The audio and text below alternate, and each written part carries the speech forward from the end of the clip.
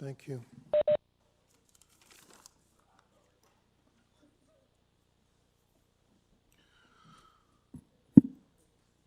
Okay, good morning, everyone. In accordance with sections 45 and 53 of the Planning Act 1990 as amended, I'd like to call this meeting of the Committee of Adjustment to order. Before I proceed, I'd just like to do some introductions. My name is Stan Komorik. I'll be your chair this morning. I'd also like to introduce my fellow panel members, Natalia Popovic on my far left, Donald Taylor on my left, Alex Adams on my right, and Bill Dalton on my far right. Also, Phil Carvalino, who is our acting Deputy Secretary, Treasurer, and Manager this morning, and then Phil's staff in front of me. So in way of introductory remarks, the Committee of Adjustment considers applications for variances from the provisions of the zoning that apply to property, permissions to extend or alter lawful nonconforming uses, and consents to sever property to create new lots. I'd like to do a land acknowledgement. We acknowledge the land we are meeting on is the traditional territory of many nations, including the Mississaugas of the Credit, the Anishinaabe, the Chippewa, the Haudenosaunee, the Wendat peoples, and is now home to, the Haudenosaunee. I'm always having a problem with that one. Many diverse First Nations, Inuit, and Métis peoples. We also acknowledge that Toronto is covered by Treaty 13 with the Mississaugas of the Credit. Our procedure this morning, Committee of Adjustment public hearings are now conducted in a hybrid in-person and virtual format. Some applicants and participants will make their submissions in person. Others will participate virtually by electronic means through WebEx, an online digital platform. The meetings are also streamed on the Toronto City YouTube channel, and anyone wishing to view the hearing may watch on YouTube. Those who want to participate virtually and have registered in advance will be connecting with their computer, tablet, smartphone, or telephone and have the option of participating via video or audio only. All virtual participants will automatically be muted on entry. When your item is called, you will be unmuted by the moderator, one person at a time. Those participating by video appearance will be temporarily upgraded to panelist when your item is being held. During this time, your camera will be enabled. You will also be visible during your 5-minute allotted speaking time. All other times, your video will be disabled and you will be reinstated as an attendee. For both in-person and virtual participants, Committee of Adjustment staff will share presentation materials submitted in accordance with the submission deadline. Those participating through WebEx are not allowed to use share screen or any other panelist controls during their video appearance. Decisions of the committee. People attending in person today who want to receive a copy of the decision of the committee on an application must fill out a decision request card, and those participating virtually need to submit a written request for a decision by email. Please ensure that you include your name, address, and email address as Committee of Adjustment, and the Toronto Local Appeal Body will be sending notifications and appeal updates by email.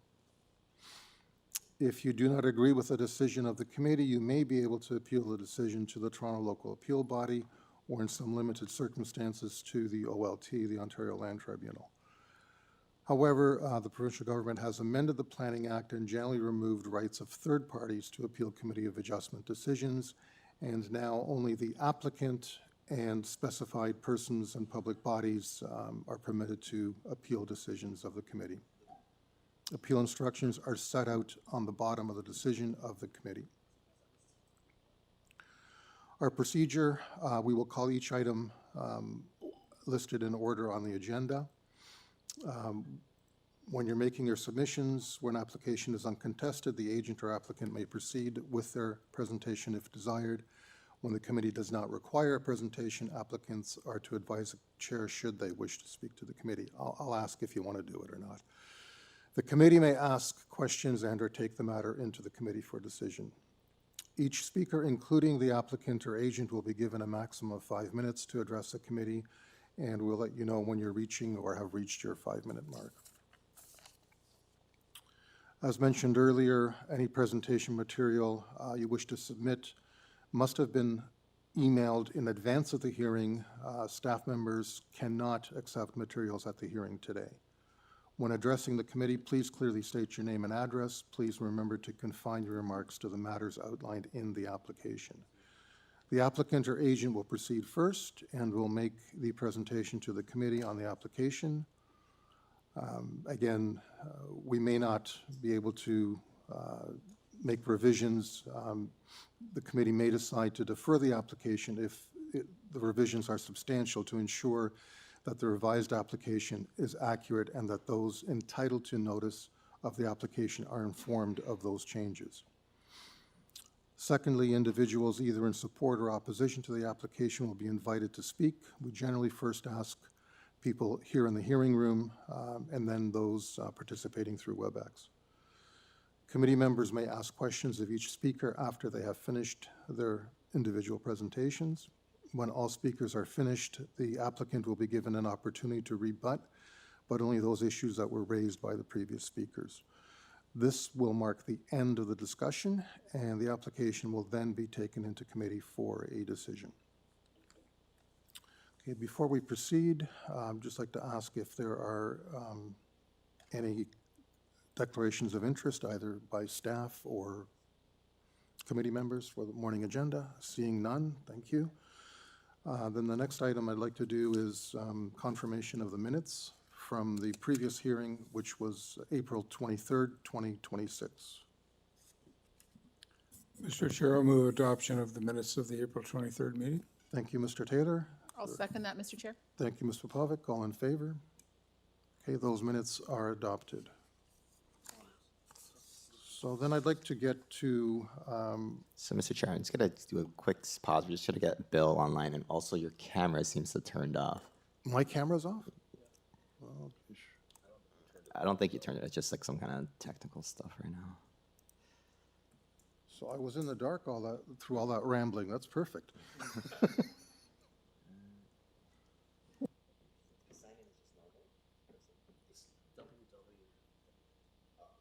I'm going to have to re-log in because I'm being shown now as unverified.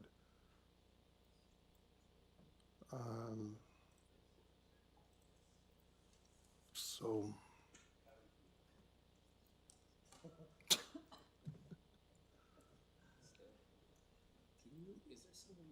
I got it. Yeah. It wasn't the usual sign-in process. So I'm not sure what went wrong.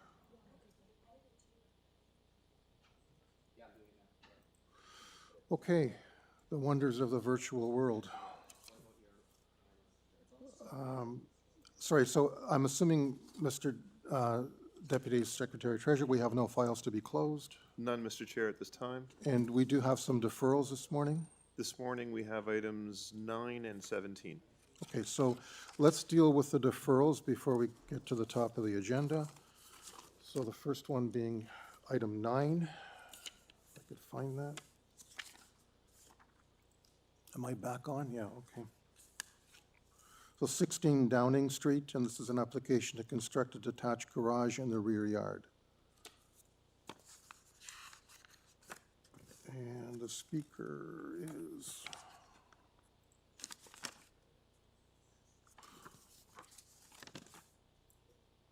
Thomas, the speaker is online, is it? Yes, correct. I can connect them now.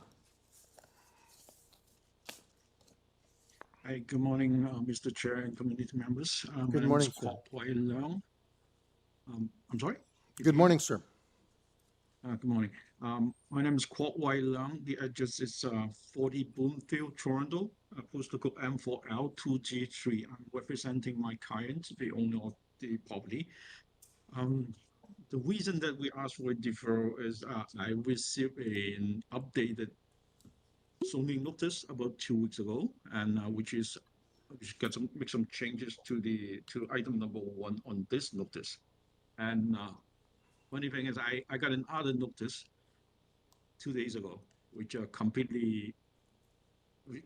actually completely different than the one that you're looking at. So we'll need some time to figure out what happened with zoning. So under the new... It seems like there's some... Under the new notice, your variances are increasing, are they?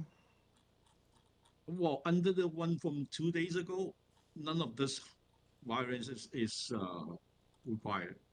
Is what? Not that they will completely remove all these items here from my notice. That's why I have no idea what's going on. I don't The understand. Are you notice saying I you, got, okay, I got one, well, I got a second notice about a week ago, 10 days ago. Yes. And which actually replace with the notice of the one that I submitted last week, which is regarding to the FSI and the lot coverage, maximum lot coverage. And then 2 days ago, I got another notice, which I don't have a chance to upload it to you guys. But that actually removed all this item that in front of you, 1, 2, 3, all of them regarding to lot coverage, FSI, and the maximum coverage of ancillary buildings. okay, but you still have And variances. You're not saying the new But that, zoning, for those I could fix. So that's the one, the last one that I got from 2 days ago is regarding to the soft landscaping and the driveway width, which is something that I could actually just reduce. So I have to Mr. talk Chair, to zoning and then Because find we're in out the what happened. deferral section of the agenda, I think it would be appropriate to have the applicant consult with the application technician to clarify what, if any, variances are required. If he requires none, then we can deal with it. in okay, another so, forum. let's just, because what you're saying now is that your new zoning notice eliminates the variances that were published. And so we need to determine if you have any variances at all. Because if you don't, then you Yes. don't need this application. Mm-hmm. So- That's one thing that I need to figure out too. Okay, so, That's so why can I- you spend some time with the application tech? We're going to put your item on hold. No? Mr. Chair, there was a new zoning review that was submitted to the applicant by the building division. We don't We have we that. don't have it, but he's asking for an automatic deferral because of a missing variance. There seems to be a moving target. That's why this application's in the deferral section of the agenda right now. And he needs to sort out what he needs to do instead of planning on the fly here during the hearing. Okay, so. Yeah, so deferral is really the only way we can deal with this right now. Okay. It's too bad because we've got a number of speakers on this item and they are all here in person to want to address it. And because that new zoning notice was not published and we haven't even seen it, we don't know what we're dealing with. Great. So normally I ask all the other interested parties that have registered for this item to provide their input and opinion on a deferral. But I'm not going to do that because quite frankly, we don't have a choice because we don't really know what we're dealing with and you don't know what we're dealing with at this point. I mean, come up and say or two if you want, but No, I'm not speaking to variances or not, I'm speaking to deferral. My name's Chris Thompson, 14 Adams Street. Way farther, the microphone's off, so you press the button. And you can move it. pull it up too because it's kind of set up for someone much shorter. Do a little test now.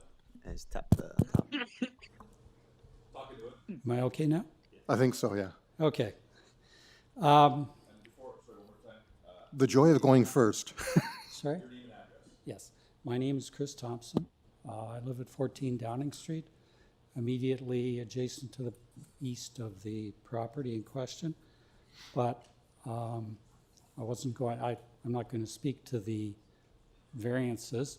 On May the 1st, I sent a letter to the application technician requesting a deferral because of the serious and relevant errors in the applicant's documents. Now, the email that I sent to the application technician has been posted on the webpage for the, oh, thank you. Yeah, I'm That's it. actually aware of your concerns. I have the same concerns, and I had questions listed here for the applicant because the drawings didn't jive with what was being asked for.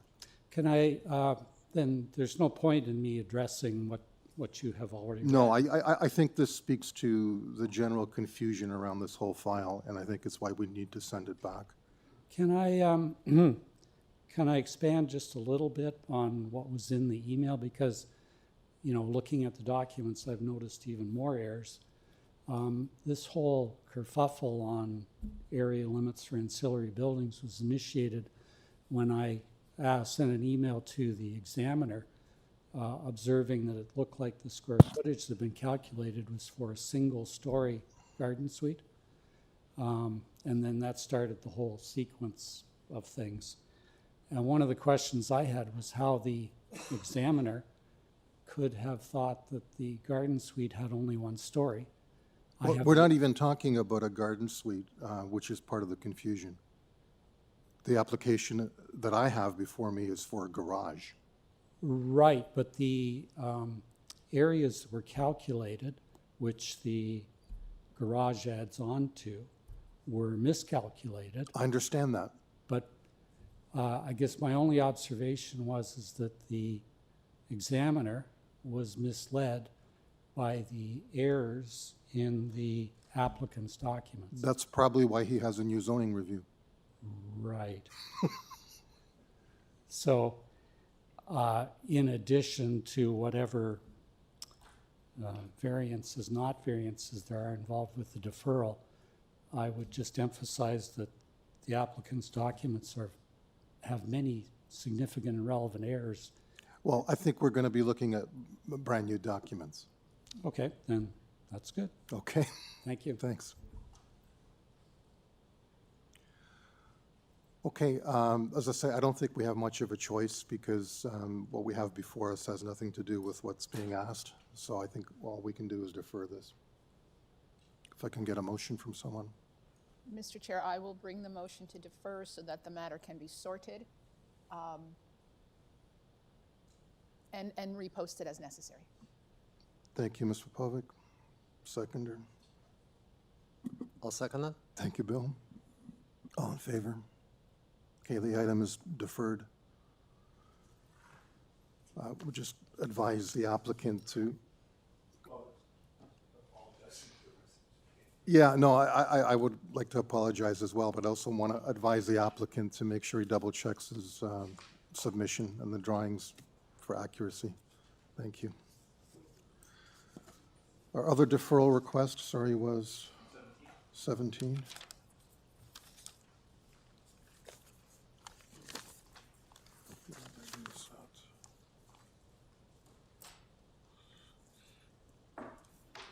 Okay, 174 Church Street, application to construct a fourplex.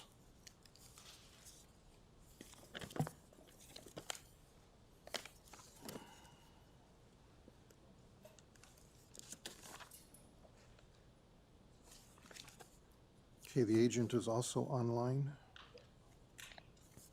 Does my laptop keep going off? Hello, my name is Josemar Dominguez, associate at Progressive Architecture, 100 Lombard Street, Suite 104. We are seeking a deferral of the application to allow us more time to work with urban forestry and address some comments that they have provided on our application to remove a tree. Okay, fair enough. Are there any other speakers for this item? No, Mr. Chair. Okay. Sorry, yes? Yes. Mr. Chair, can I ask a question before you proceed of the applicant? Well, let her come up. She's, hi. Well, I'm Good the morning. direct neighbor of this 174 and 172. Okay, I can I don't get your understand- name and address? Santina DeLolo. I don't know how this decision was reached to build a fourplex on. There is no decision been made yet. Okay, let's hope it doesn't come to that, because That's why I'm a we're here. neighbor, and I'm going to be directly hidden in this situation Okay. if it comes up. So I don't want it to be built. We That's- understand. I'm assuming then you don't object to us deferring this item so it can't get approved today. Yes, I don't object at all, no. Thank you. That's all we want to know today. Thank you very Now, much. when it comes back, you'll get notice again. Another thing, this tree, the wires of my house go direct through this tree, and I phoned 311 already, because when they put the tree up, it was small, and now it's gotten big, and the main electricity goes right through it. I phoned 311, and I said, they're gonna cut everything down and I'll have no power? He says, we're hoping they do a right job with it. Okay, well, that's why they need to talk to forestry, so. Okay, all Okay, right. thank Thank you. you very much, thank you. Okay, sorry, Mr. Taylor. And after this item's done, I want to take a bit of a break so Don and I can get back online because we seem to be getting kicked off.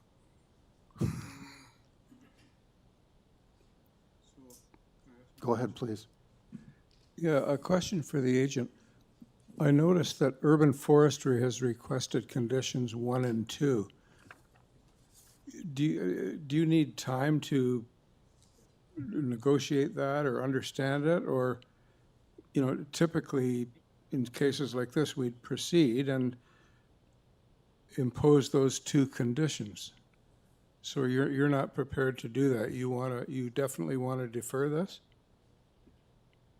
Yes, absolutely. We want to make sure we have full urban forestry sign off before. So you don't we want, obtain minor variances. you want to sort this out so that you don't have any urban forestry conditions? That's correct. You need some time to try and negotiate that? Exactly. Okay, thank you. Okay, back to the panel for a decision. Mr. Chair, I'll bring a motion to defer this matter so that the applicant can discuss the issues with urban forestry. Thank you, Ms. Popovic, seconder. I'll second that. Thank you, Bill. All in favor? Okay, the item is deferred. If we can take a 2-minute break, I think we need to both log back in again because I think we're logged in as guests, not as panel members. That's probably the problem. Okay. Yeah.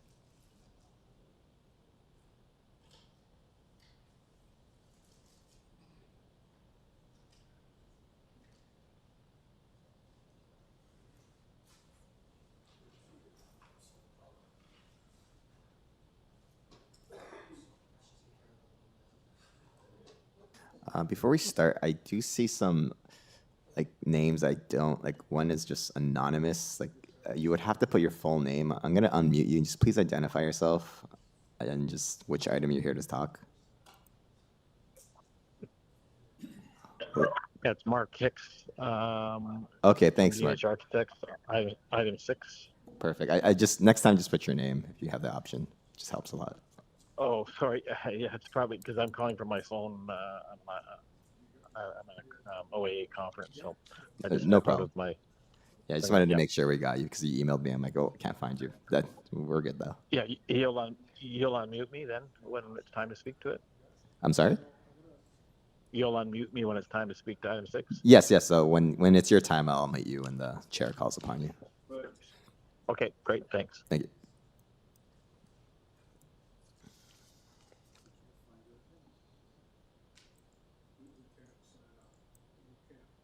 Um,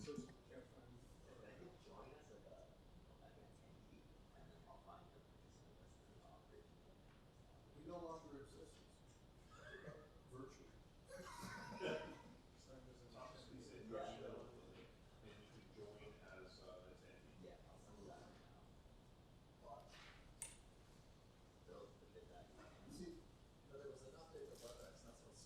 There was an update this week to WebEx. Wonderful.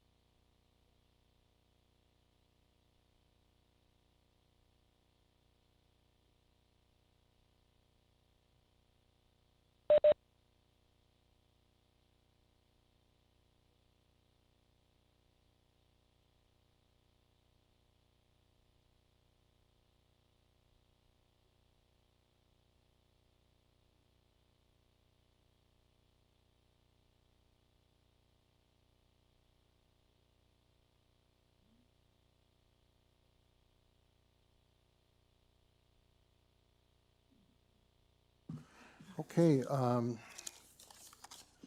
item 1. Just want to get my notes back. Okay, so item 1 is 380 the East Mall. This is an application to reduce the number of lawful parking spaces in order to accommodate electric vehicle charging stations with a battery storage enclosure. There is one variance being requested. We have on file a Ministry of Transportation permit for the application, and we have agent online. Good morning. My name is Jeff Zanini with Land Solutions, applicant. On behalf of Landmark Dividend, Jared is also on the call. Don't have a presentation, but give you a quick summary and help address any questions. Don't think you need a presentation. We understand your application. Okay, sure. I don't think we have any issues with it. Not sure if you're amenable to just some questions, if we have any. Yeah, for sure. Here to support. Okay. Any questions, panel members? No? Okay, thank you. Someone ready for a motion? Well, can I make a motion? Sure. Yeah, a very minor variance, meets all the tests under the Planning Act, and it serves a current need for accommodating electric vehicles. I move approval without conditions. Thank you, Mr. Taylor. Seconder? I can second that. Thank you, Alex. All in favor? Okay, it's unanimous approval.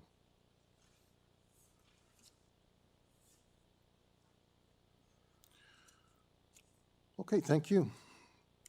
Thank you, guys. So we're on to item 2,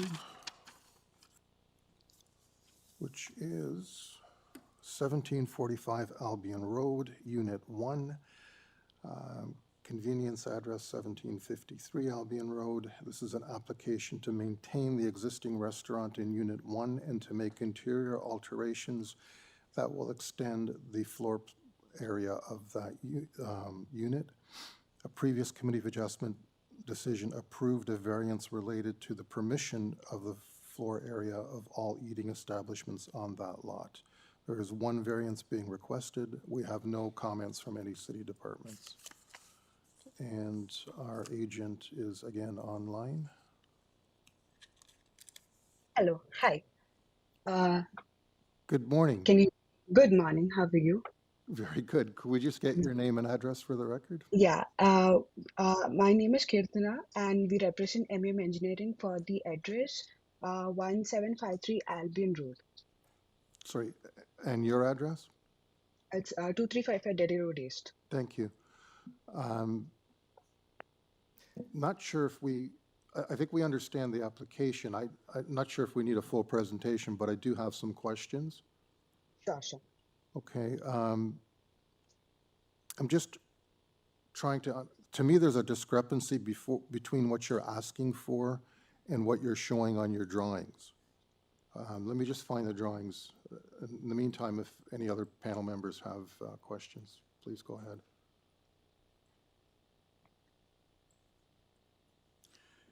Yeah, I will ask a question, Mr. Chair.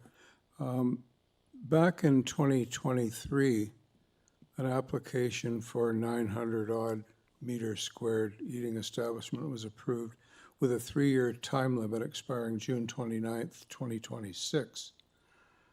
Are you contemplating requesting an extended time-limited period for this?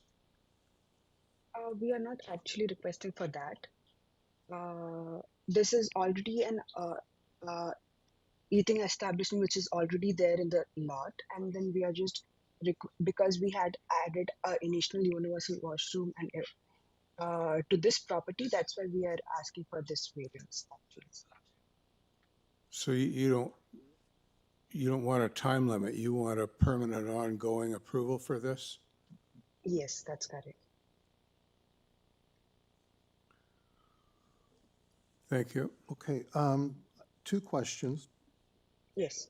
One is, what's the overall percentage of the mall that this space occupies? Do you know that? 1 second.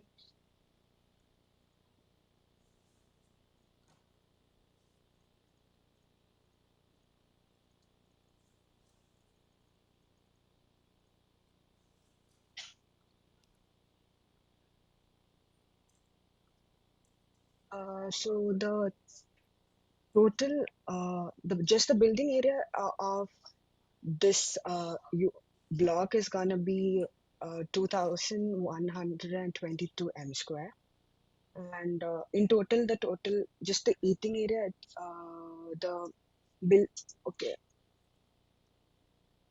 yeah, it is like divided into 1, 2, 3, 4 blocks, and each total area is gonna be 21,200 m square actually.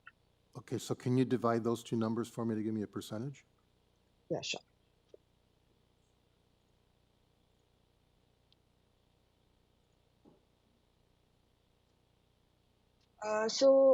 Just to clarify, you're asking for the eating establishment and the total areas, right? Of Correct. the entire, yeah.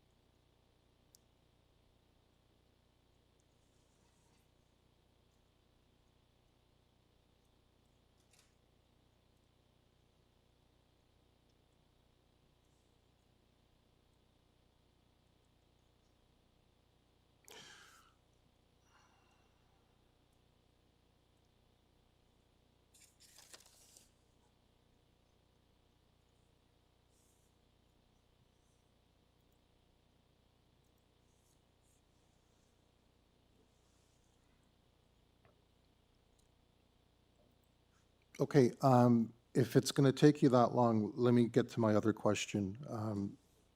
Sorry, sorry for that. It's okay, It's just, yeah, it's like a lot of areas gonna be there. So the eating establishment is gonna be like 1187.9, and the total building area is gonna be 2266.8.33, which makes 5.2%. 5.2% of the total. Yeah. Okay, Yeah. perfect. We just want to make sure that it's not a predominant use of that building. So my other question pertains to your drawing labeled A101. Okay. Okay, on that drawing, you're showing what I'm assuming is an enlargement of about 7 square meters beyond what the current establishment is. Is that correct? Yes, yes. That's So- gonna be that proposed universal washroom area. Okay, so then why are you asking for a 100 square meter increase? The thing is that the total establishment for our unit is gonna be 88.07 in total. So that's the eating area for this unit. So you're And asking, as per the current other data from all the block areas, we just are requesting for that. so you're asking for the total area of that eating establishment? Yeah, in the entire lot actually. But you already have approval for 1,000 square meters of eating establishment. Is that not correct? Yes, that's correct. So if you have approval for 1,000, why do you need a variance for 100?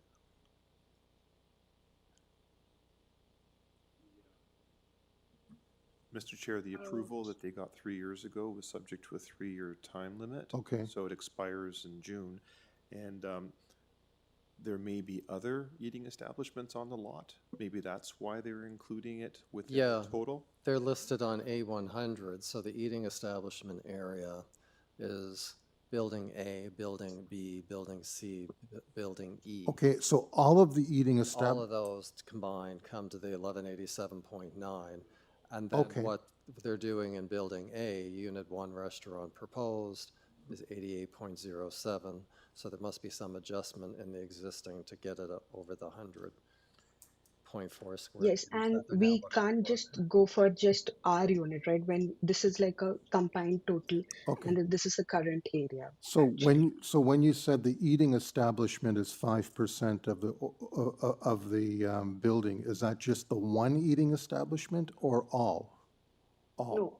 So if you see on page one, Okay, I A100, think I get it now. It's okay. It's okay. I got it now. It was a little disjointed. Okay, I got it. Thank you.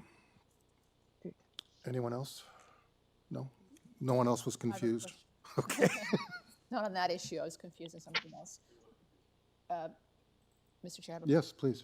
To follow up to my colleague's question about the 3-year time limit, did I hear you correctly, Madam Agent, that you would like to request an indefinite period of time rather than just a renewal of the 3-year period? Is that fair? Is that what you said? yes, that's correct. So then I go to Mr. DST. I don't read that in the notice. The application is not proposing a time limit on the approval. It's up to the committee to decide if they wish to impose conditions related to the requested variances. Thank you. That was why I wanted to know what percentage of the overall establishment, because if it's not a huge amount, then it's not that critical. Yeah. Okay. Okay, we're good? Anyone ready for a motion? 1 second. I just want to get your name for the record. Can you just state your name? Kirtana. Okay, if any, just send me an email. I just don't have your name, just for the record. Do you have our Yeah, email? sure. Correct? Thank you. It's okay. At coa.ui@toronto.ca. You want me to send it right now or like after the meeting is done? Whenever. Yeah, we just need it for the Oh, record. okay. Thank you. Okay, no worries. Thank you. Okay, are we ready for a motion? Yeah, I'd like to make a motion if that's okay with everybody. Yeah, I'm a little bit confused about that previous decision anyway, because it would appear that eating establishments are permitted in an E zone. As long as they're And ancillary. perhaps the committee was agreeing to the barber shop for a 3-year extension. I don't know. As far as I'm concerned, the previous decision's irrelevant. I see the variance as minor. I have no problem confirming it in perpetuity. I find it meets the 4 tests, and I move approval without conditions. Thank you, Mr. Taylor. I'll second that. Thank you. Bill, all in favor? That's unanimous approval. Thank you, ma'am. Thank you. Thank you so much. Okay, item 3, 72 Eagle Road. This is an application to legalize and maintain the cabana in the rear yard. There are 2 variances being requested. And we just have on file order to comply and see Mr. Milne Price at the microphone. Good morning, Mr. Chair. Good morning. Maybe you can give us a little bit of background on how we wound up here. Absolutely. So these variances, they pertain to an existing condition. You may see on file that there was a previous decision associated with this address about 13 or so years ago to construct the existing house. There were 3 or so variances associated with that. One of them wasn't lot coverage. Sometime after this decision was approved and the house was under construction, a in-ground pool and rear cabana was constructed without the benefit of a building permit. Just based on aerial imagery, it looks like that happened in about 2014, 2015. It's difficult to know for sure, but that's approximately how long. So this condition has existed for about 10 years. You can see on my slides that are up there, that is the existing condition right here, and that's what's reflected in the site plan as well. just in terms of the two variances that that have been triggered, so the first I think is relatively quite minor. It's less than a % increase from lot coverage. In terms of an absolute difference, we're looking at just under 6 square meters, or about 60 square feet of additional lot coverage beyond what's permitted. I'll just point out quickly that the cabana itself is about 9.5 square meters. So the variance for lot coverage is only representing about half of that cabana. About half of it already is permitted as of right. Also, the about 34% lot coverage is a smaller percentage than many of the other recent approvals. There are some larger new builds. However, just to get to the second variance, which is a little bit more in terms of magnitude than the first one, you can see there that the proposed soft landscaping will result in a similar arrangement to many other properties in this neighborhood. Now, when it comes to soft landscaping variances, specifically rear soft landscaping variances, oftentimes because a building permit is not required for landscaping changes or other small structures, the zoning bylaw doesn't catch all of these changes. And because of that, it's often very difficult to find examples of committee decisions to show what exists in this neighborhood. But using aerial imagery, I was able to find a few examples along Eagle Road of visually similar amounts of rear soft landscaping, as well as pools and some that don't have pools. So you can see these all exist within the immediate or adjacent context, those 7 examples there. I was also able to find a few examples of rear soft landscaping decisions that do exist, and you can see that on the next slide there. So although those variances are asking for less of a decrease in soft landscaping, in my view, it is a similar amount of soft landscaping visually when you compare the existing condition now that we're asking the committee to legalize to what's there on the screen. I'll also point out that there's been no concerns brought up by planning, urban forestry, or any other member of the public. These variances have existed for quite some time, over 10 years, without any concern. And in my view, the variances, with all that considered, are minor. Thank you. Thanks for updating the site plan, because that was on my questions, but I see it came on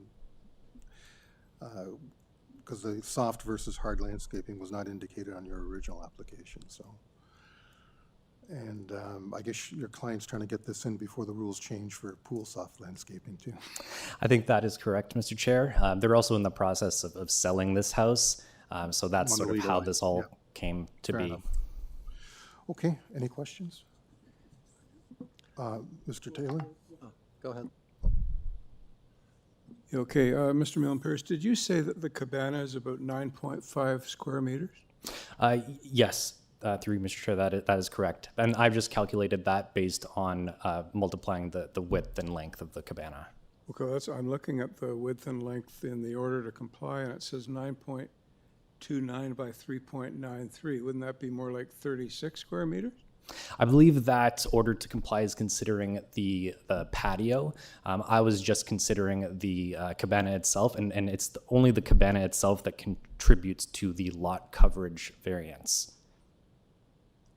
So this order to comply is wrong. A cabana measuring 9.29 by 3.93 has been constructed without the benefit of a permit. So is that a misstatement? Could that be the difference between the roof area and the footprint of the cabana? Mr. Chair, yes, that's correct. That's what I was trying to explain. The variances have been reviewed through a building permit process, and so we're confident that the variances we're requesting are correct. Thank you. So the roof over a patio area does not constitute land coverage? That's my understanding, yes. Yeah. Okay, well, Was that your question as well? Okay, thanks. Okay, and I'm assuming there are no speakers for this? No, Mr. Chair. Okay, thank you. But I do have a second question. Okay. So back in October 2015, they did get an increase from 2% to 2.8%, correct, for the cabana? So then now between 2015 and now, the cabana seems to have grown again. Why does it keep getting bigger? I know cabanas are fun, but is that the reason why? Through Mr. Chair, it's difficult to say just because this was constructed without the benefit of a building permit. All I can say is that this does reflect the existing condition, and it requires legalization through these variances. Okay. Are we done? You're done? Okay, anyone ready for a motion or any discussion?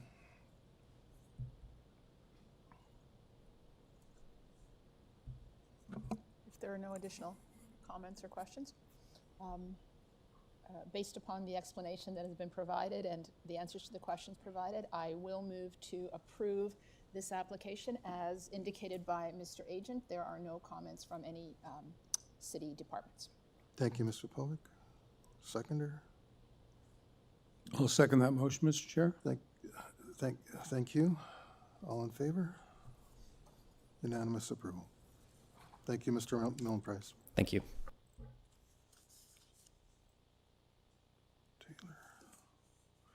Okay, item 4, 100 Old Mill Road. This is an application to construct a 2-story rear addition, a 2nd-story rear platform, and a deck in the rear yard. There are 4 variances being requested. We have a planning report on file. We have forestry recommending refusal or an alternative condition 2. We have the TTC requesting conditions of approval and advisory comments.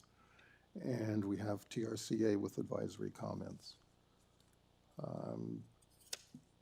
And our agent is online. Yes, so we had 2 agents, but I just see the second one, Bianca, so I'm just going to connect them right now. Okay, so which one are we? So I'm going to be connecting Bianca Patel. Okay. They're in the same. They work in the same agency, though. Hi there, myself Binaka from Arena Designs. Richie is here with me, so he gonna speak on that matter. You can both speak if you want, but you're not going to get more than 5 minutes. Yeah, no worries. Good afternoon, committee members.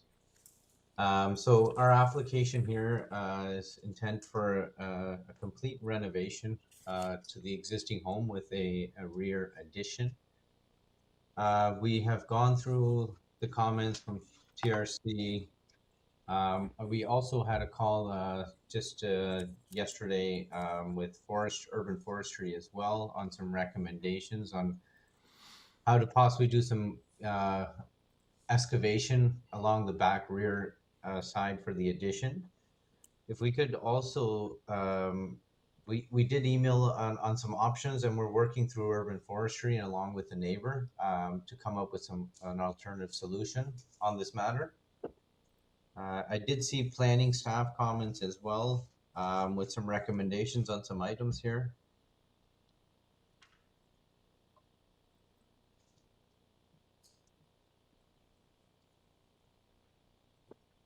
Okay, how do you feel about those recommendations? I'm okay with the recommendations from planning staff comments. I'm okay with those. Okay. And I also did see from TRC, we've gathered that is okay as well. I'm perfectly okay. I just had a concern with urban forestry. So I came back and gave them some alternative solutions. It looks like their position still stays as is. But we're working with them on an alternative solution on maybe vacuum excavation, possibly for that rear addition. But then there was also talks with probably a removal of a tree as well and replanting one. So we're coming up with some scenarios with the neighboring property. Okay, have you looked at the TTC report? Yes. And are you okay with the conditions being requested there? Yes, I'm okay with the comments there, yes. Well, there's not just comments, there's actually conditions, Conditions, yes. okay? So you don't have a problem if we impose those conditions on you? No, I've gone through those in the past, so they're Okay. pretty straightforward. Okay. Any questions from panel members? Just a question on the environment, climate, and forestry memo. We had two versions in our package. One Yes. saying that there were conditions, and then the second one further deeper into our package saying that they had no conditions. So has that been resolved? Do they have conditions or no conditions? I believe so. In the first, yeah, I did see that. So in the first report that we got on, I believe May, there was. Is that from Ravine or from forestry? That there are conditions. What about Ravine and Natural Forest Protection? That's the one you're talking about. They have a new name. They've changed their name. It's not a third. Okay. We have two versions. One is saying conditions too, and the other is saying no conditions. Yeah, because but if you have any forestry conditions from either of the two departments, we still have to impose forestry too, so. It's just Ravine doesn't have an issue.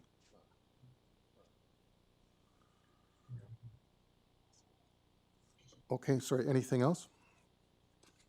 I have a question, Mr. Chair. Sure. Mr. Agent, just for clarification, in Yes. terms of semantics, what you said to us, and I guess on behalf of your client, that you are, the term was okay with the suggestions in the community planning memo that relate to ecological function, encouragement to follow clean air protocols and protect species and so forth. When you say you're okay with that, does that mean that therefore your client will be following those suggestions and implementing those those suggestions? Those suggestions, that's correct. Yes, my client will be following those suggestions. Thank you, yes. thank you. Yeah, absolutely. Okay, yeah, normally we impose the bird-friendly stuff, but not asking for it to be imposed, we'll take your word on it. Wonderful. On the record. Yeah. It is on the record, so. Okay, if there are no other questions, can we take it into committee? I'm assuming there are no other speakers? No, Mr. Chair. Okay, thank you.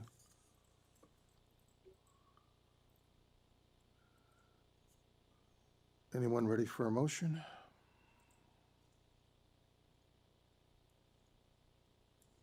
Yeah, I can move a motion here, given that the applicant is working with forestry and planning to get the best outcome here. I believe this is minor. This meets 4 tests, and I would move to approve given conditions, TTC conditions 1 and 5, and urban forestry condition 2.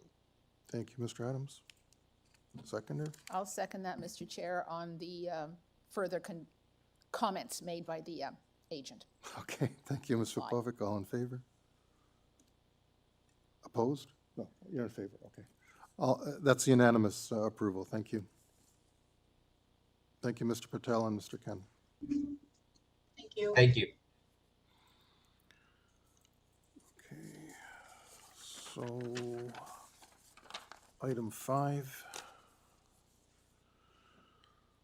6 Pine Hill Crescent.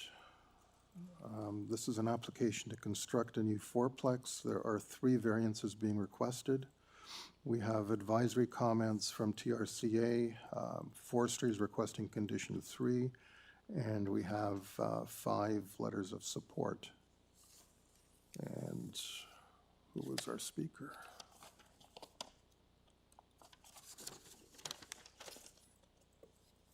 Okay, our agent is online. Hi, my name is Josemar Dominguez, Associate at Carglass Architecture, back again for the second hearing of the day. Would you like me to make a presentation? Do you have any? Don't think we need a full presentation. Maybe just give us a brief overview. So, Mr. Chair, we do have an additional person that wants to speak in chambers. Okay. So I'm not sure, maybe a presentation would be good. I leave it up to the applicant, then you may want to do a full presentation. Sure, I would be happy to do that. If you could pull up the presentation materials.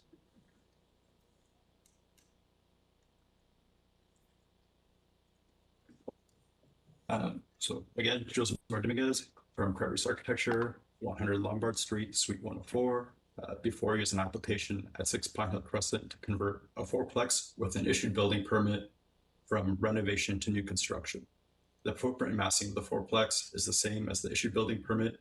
The owners are investing in their property and want to provide additional housing in their neighborhood. They will continue to live on site with their family in one of the units. Next slide, please. 6 Pine Hill Crescent is located close to the Jane, Eglinton Avenue West and Western Road. It's a 2-minute walk to the Jane 24-hour bus line in close proximity to the Mount Dennis Go and Up stations. There's a mix of residential housing types, including dwellings and high-rise apartments. The proximity to schools and parks makes this an ideal location for gentle density. Worth noting is that the Eglinton West LRT extension is currently under construction. Next slide, please. Toronto see major policy shifts to allow for additional housing options. Pine Hill Crescent falls within a future MTSA that has been approved by Planning and Housing Committee. Once this is fully implemented and the Eglinton RT extension is finished construction, there will be better connectivity and increased permissions for 4-story multiplexes and apartment buildings. This level of density will be as of right along all of Pine Hill Crescent. However, the current proposal remains a 3-story fourplex with no height variances. Next slide, please. Building permits were obtained in 2025 to convert the existing dwelling to a fourplex and separately for a 1-story plus basement garden suite. These approvals were entirely as of right, requiring no variances, and we also have accompanying TRC permits. The fourplex includes a unit for the owner and 3 other rental units, while the garden suite is intended for their parents. Proposal is uniquely intergenerational and supportive of the community. In late 2025, the CRA altered federal HST tax policy to strongly incentivize new construction of multi-unit dwellings.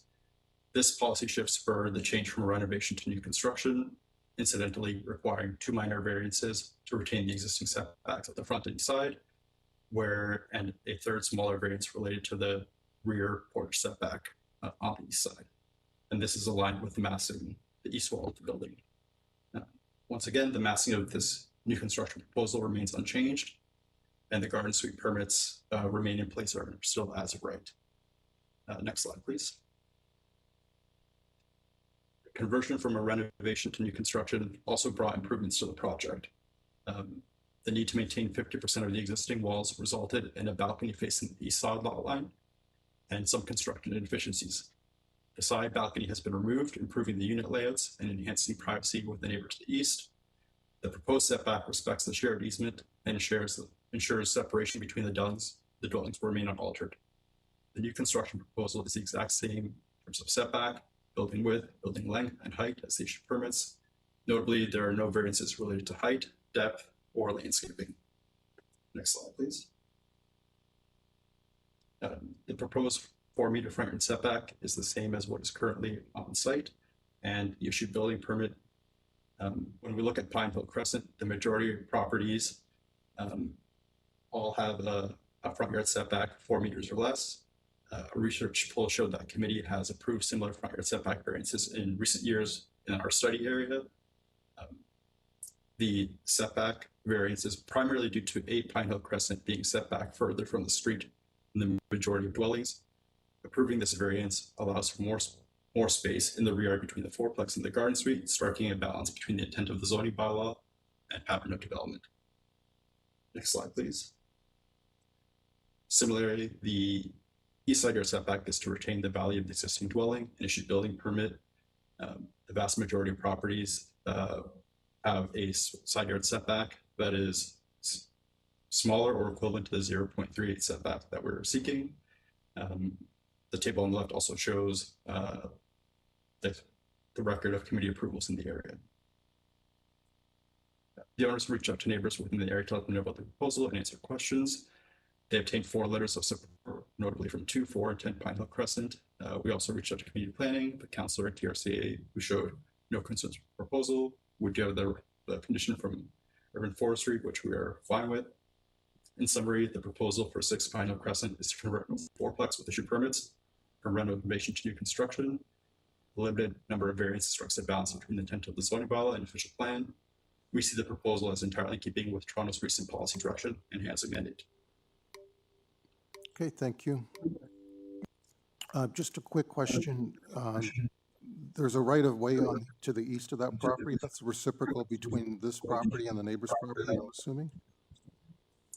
That's correct, and we are respecting that, not encroaching it in any way. Okay, yeah, and that's actually why you have the option to, or why it's less of an impact to do a smaller setback on that side. Exactly. And your property's not protruding beyond the extent of that right-of-way in terms of depth? No. Okay, just wanted to clarify. Any other questions before we go to another speaker? No? Okay, Thomas? So yeah, we had an additional speaker, Hutang Zhang. Oh, okay.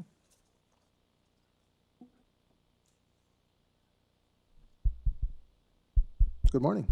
Good morning, Chairs.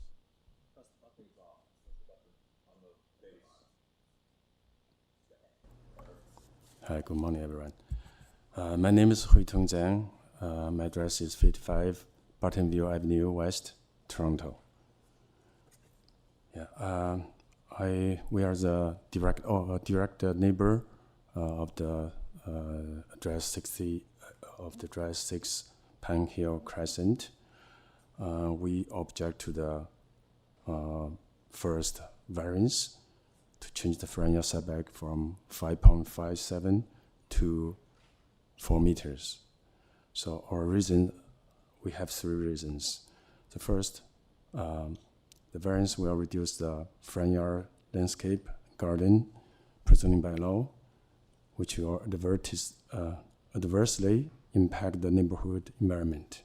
Secondly, the variance setback will bring the proposed 3-story house closer to the street, which may excuse me, which will considerably worsen the streetscape with its massing.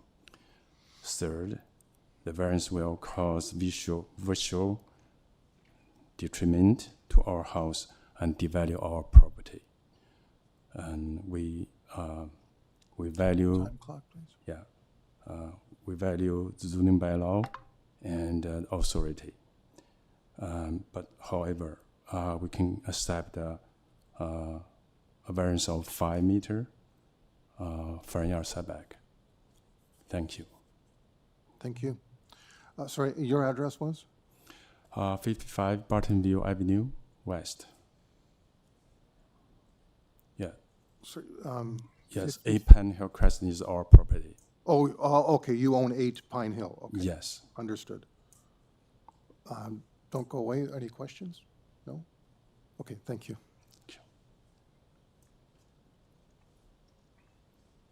Okay, if we can get the, assuming there are no other speakers, if I can get the deputant back. Yeah, connecting him now. Hello again. I guess responding to Mr. Zhang's 3 points. The first, I think, was regard to landscaping. We have no front yard landscaping variances, and given that the proposed front yard setback is in line with the current house, and the actual amount of soft landscaping between what's there and what we're proposing is quite similar, we don't see that as being negatively impactful to the environment. The next is the setback in relationship to the street. Again, we're maintaining the prevailing character of the street. One of the things that is a bit odd is that all the properties are a little bit askew. So the difference in front yard setback, I think, is actually minimized. And most notably, I think number 8, PINEHILL Crescent, is set back further from the street than all of the dwellings directly to the east and west. We're more in keeping with what are the current site conditions. And then in terms of the variance or value of the property,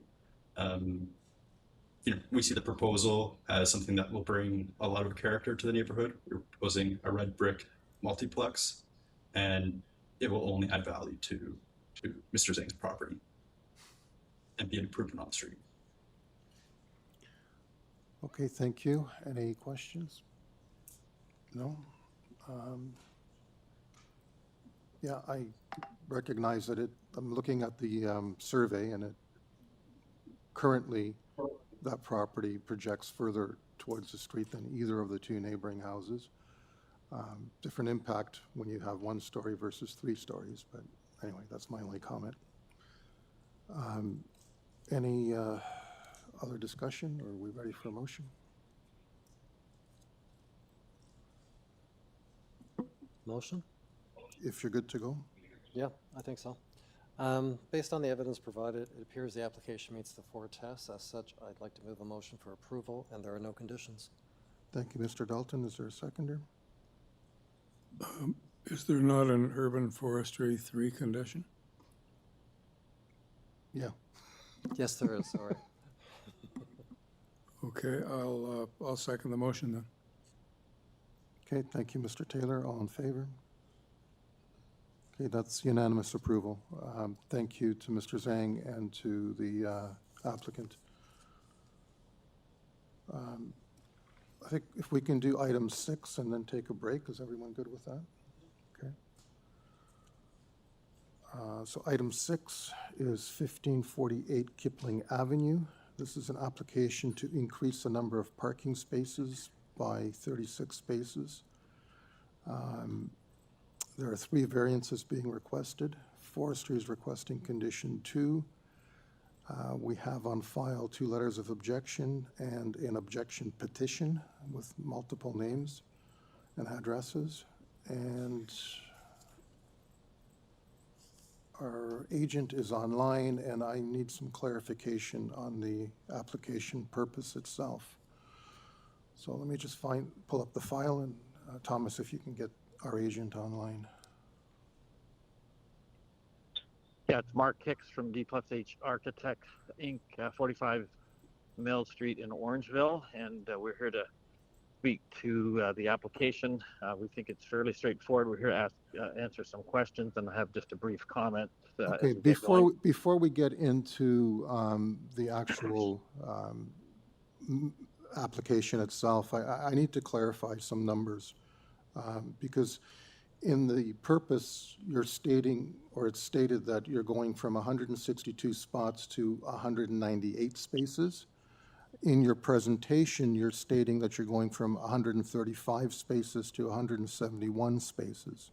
So which is... Yeah, the latter is correct. The latter is correct. There's 135 existing spaces, and we're increasing the number to 171.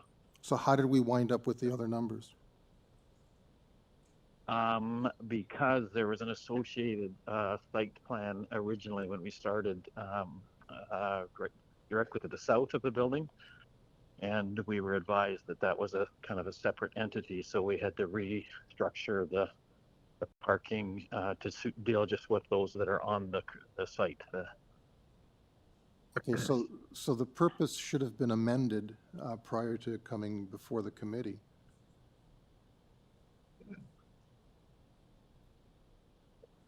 Because the notice... the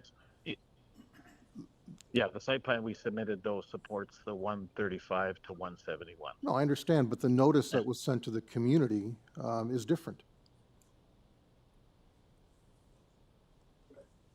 Anyway, either we have to defer or we have to amend the stated purpose, and I leave that up to the committee for some discussion on what we want to do with that.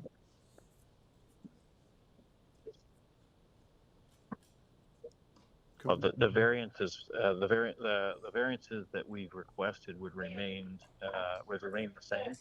Yeah, the variance would still be for 36 spaces, and the other ones would be the same as well. I just want to clarify whether or not we have a notice issue. That's all. Sure. Understood. Okay. Mr. Chair.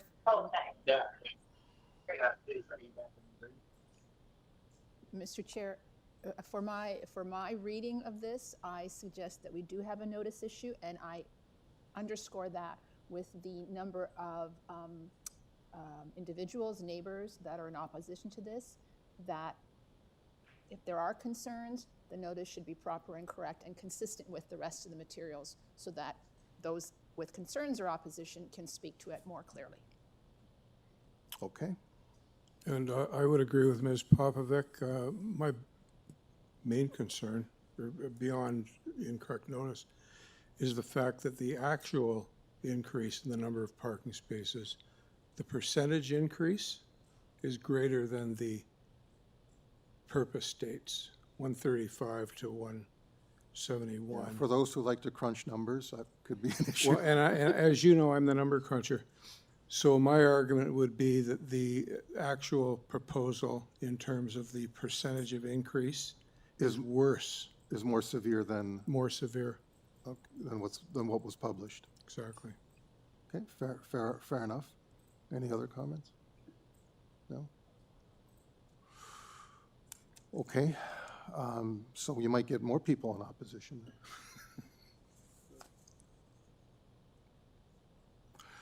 Okay, based on that, I think we have the choice is, do we proceed or do we ask for a deferral for a reposting and proper numbers to be distributed? So again, I'm assuming, Mr. Taylor, you would prefer to move a motion for deferral? Yes, I believe Ms. Popovic and I are like-minded on that, Mr. Chair. Okay. So I'll who knows what the success or failure will be, but I'll table a motion. I moved. And before you go there, Yeah. because we do have a number. Oh, yes, we do have We have a number of speakers, some of them in person. So I just wanted to clarify that if we do defer this, it won't be dealt with today.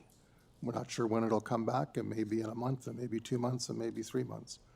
I don't know if anyone wants to comment or if anyone's concerned with us deferring it today, please let us know. Or if you're all in favor, let us know that as well. Come on up.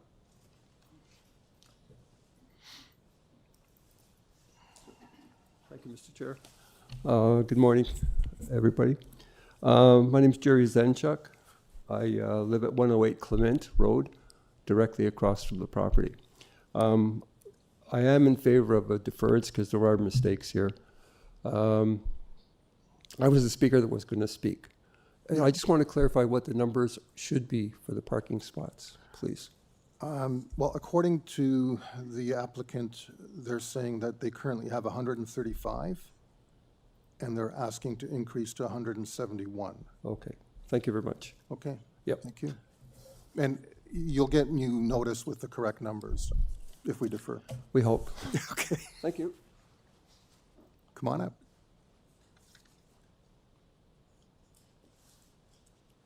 Hi, I just have a question. My name is Luba Zenchuk, 108 Clement Road. I just have a question because I've never been to one of these before. Sure.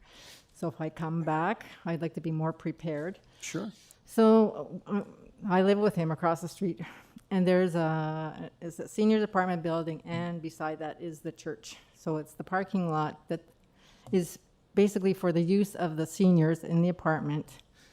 And they have a partnership with the church so that if there are any spots available in the visitor parking, the church parishioners can use that. But nobody, it was my understanding that no one in that apartment building was sent a notification. And we believe that we would have had more support and there would have been a lot more people objecting. And those people. Is that a rental apartment?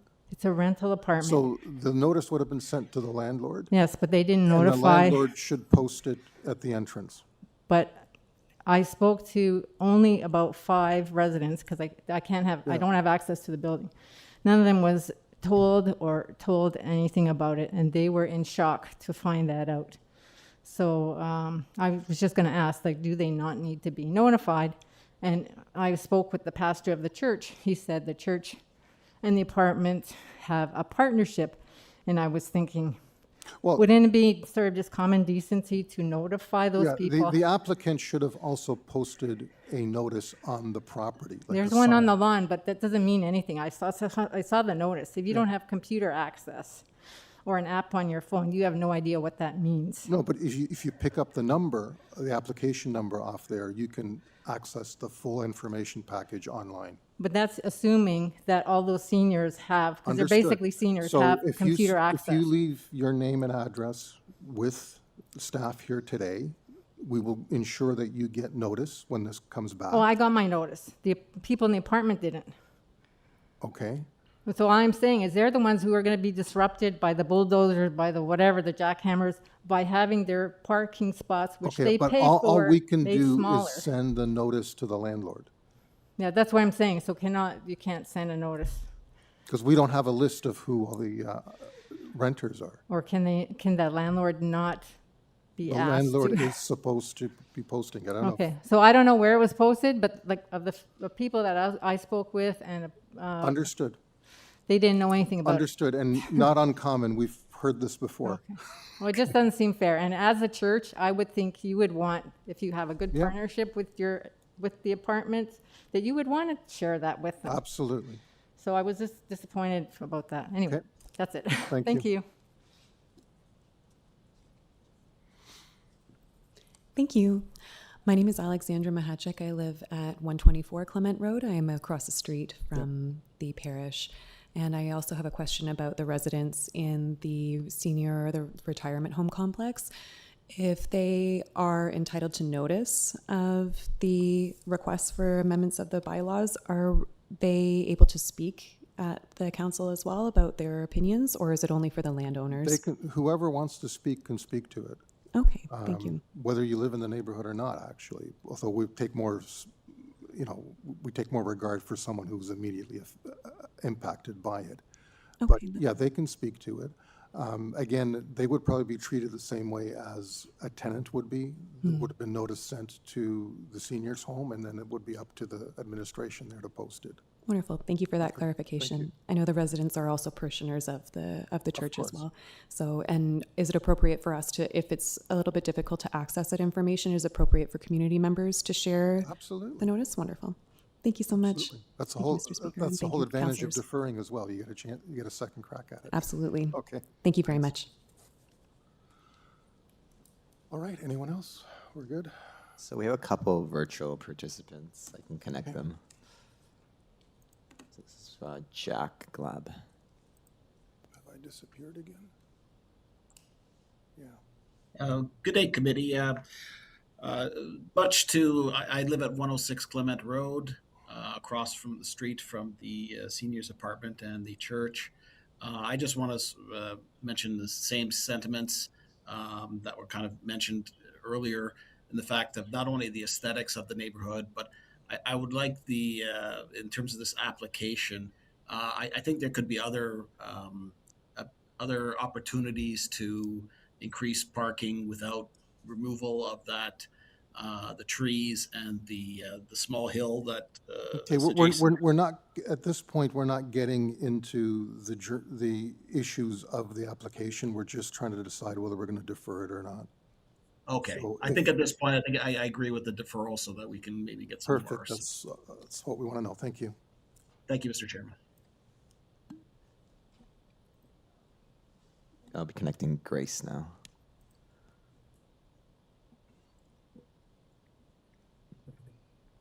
Grace, can you hear us? Yes, hi. Hi, I live at 126 Clement Road, so I'm directly across from the church. Yes, I echo the sentiments already spoken, that that little green space there is just, it really adds to the neighborhood, along with the trees. Okay, again, we're not getting into the merits of the application. Are you good with us deferring this application for a future time? Oh, yes, Super. absolutely. Okay, thank you very much. Sorry, Mr. Chair, we also had an in-person, but they're online, so I'm just going to connect them now. Sure. I figured you're correct. Sorry if I said the name wrong. Rita? Hello? Can you hear me? Yes. Hey guys, I think that deferring, will make a big. Sorry, you're a little bit muffled. Can you go closer can't to hear your you. microphone, please? And speak just a little bit louder. It's a little bit muffled.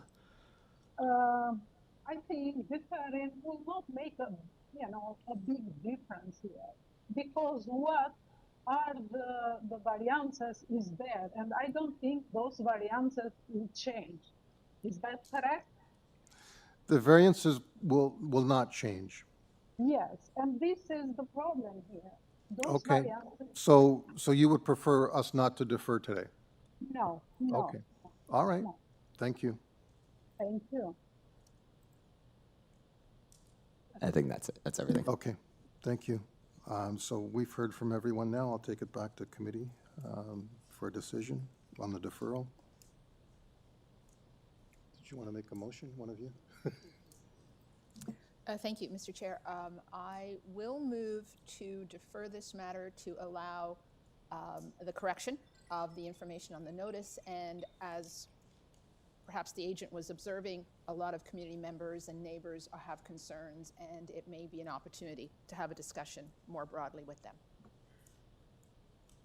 Thank I'll you, Mr. second that Kovic. motion, Mr. Chair. Thank you, Mr. Taylor. All in favor? Opposed? Okay, the item is deferred unanimously. Do we want to take can we take a 10-minute break? 15? Okay, thank you.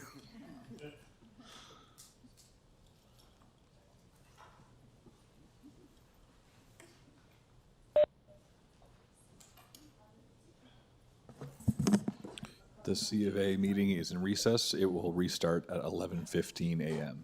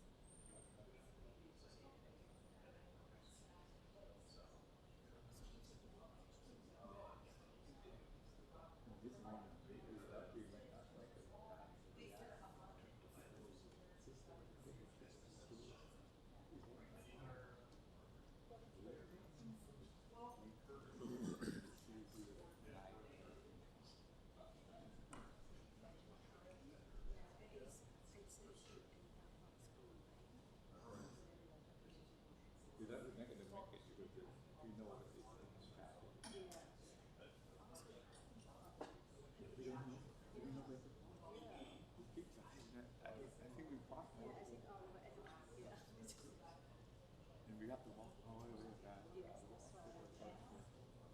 We didn't even know which unit we asked one of the security and they showed, we have to go past that unit to the next one.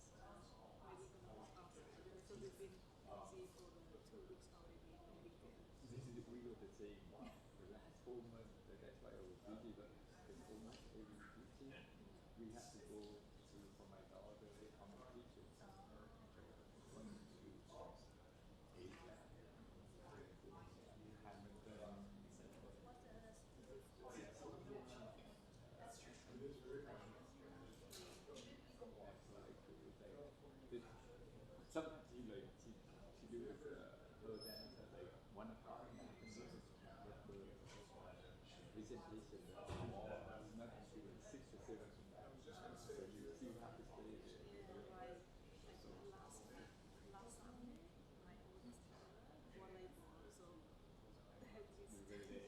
Competition. Hopefully, like now, it just last unit finished last week. So maybe like it's better. People you have to cut the grass at home, you have to get trees,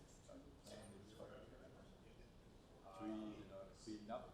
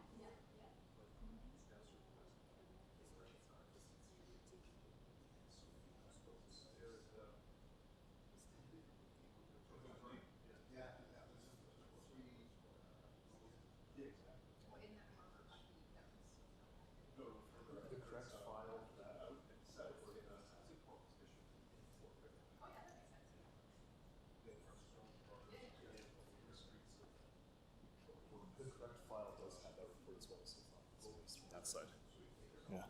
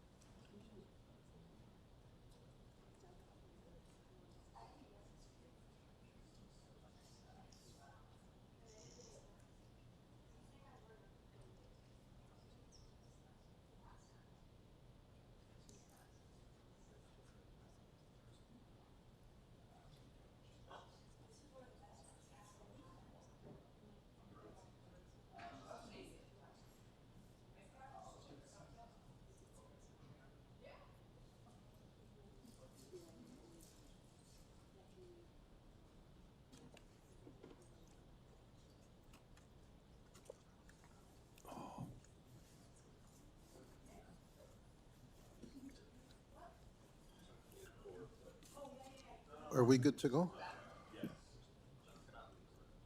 Okay. Okay, welcome back. Thank you for the indulgence of a break.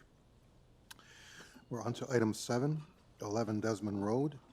This is an application to construct a new, excuse me, a new 2-story south side addition, including an attached garage and a new 1-story addition above the existing dwelling. There are 5 variances being requested. Forestry is requesting condition 1, and the Ministry of Transportation has advisory comments. Our Victorino?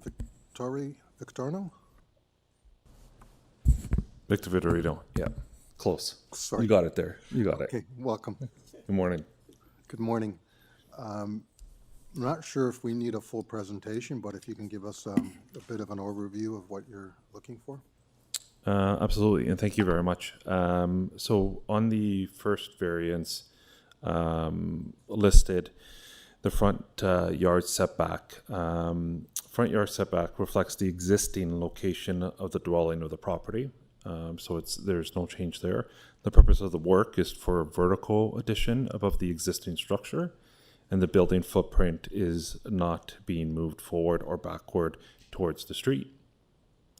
In variance number 2, the side yard setbacks on the north side of our neighbor, it's again existing, keeping everything maintained. We're only going vertical, and so we're not moving the setback there. On our south side, there is currently an existing carport that is being replaced with a garage. The purpose of the structure is to slightly further away from the property line than the existing conditions, resulting in the increased separation. So we're actually increasing the separation from the property line by building the garage than versus what it is existing today. The section number 3, the driveway condition, and so driveway is slightly wider than the bylaw standard to allow safe and functional access. There is no street parking on my street. It is a dead-end street, which makes it difficult with children playing on the street for us to be able to park our cars. I have 2 daughters that are growing, and so I'm sure they're going to want cars in the future. So the space of the current existing driveway is, again, what is existing in the property. Number 4, I believe, number 4 talks about the landscaping. And so the front yard landscaping design is balanced, again, existing, no changes to the existing footprint. The layout combines soft landscape with the driveway access as well. And so there are no changes there. So the minor, again, these are minor variances that we're asking for to be able to build a 2-story, which in our neighborhood is very common and has been happening across the past couple of years of improvement of the area. Okay, thank you. Don't go away. Any questions? No? Okay. Super. Go away. Go away. Thank you. Thank you. Any other speakers? No, Mr. Chair. Okay, super. So let's take it into committee. So with that, I find the application to be very straightforward, and as such, I'd move a motion for approval as the application meets the 4 tests subject to the May 7th Environment, Climate, Forestry Condition Number 1. Thank you, Mr. Dalton. I'll second that, Mr. Chair. Thank you, Ms. Popovic. All in favor? Okay, it's unanimous approval. Thank you, sir. Sorry, I have a question. Sure. Sorry, you just said there's a condition. Yeah, urban forestry, they basically want you to make an application to preserve the city tree. Oh, okay, yeah. Which is in front. Sorry, I should have asked you about that if you were aware of it. I'm aware of it, and we're okay to keep the tree. Yeah. Yeah, we're not changing anything on the front. No, they just want to make sure you do. Yeah. Okay, so then we're approved. Yeah, so they're going to give you a tree protection zone. You're going to have to work around and all that kind of stuff, right? Yeah. Okay, perfect. Okay. Yep, All thank right. you.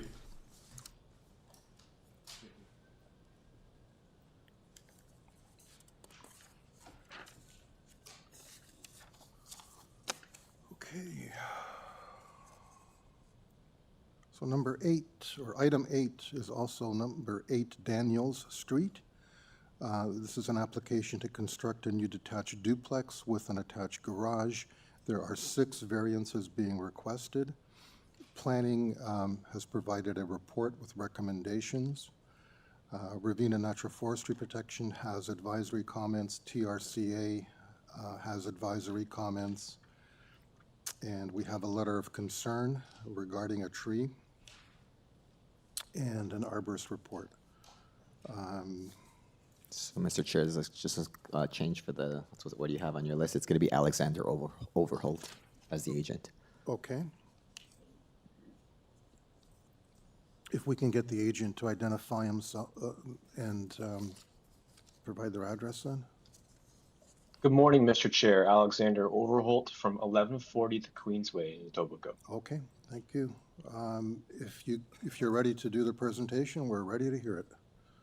Fantastic. There is a presentation that was generated and submitted to the portal. If we can kindly pull that up, it'd be highly appreciated.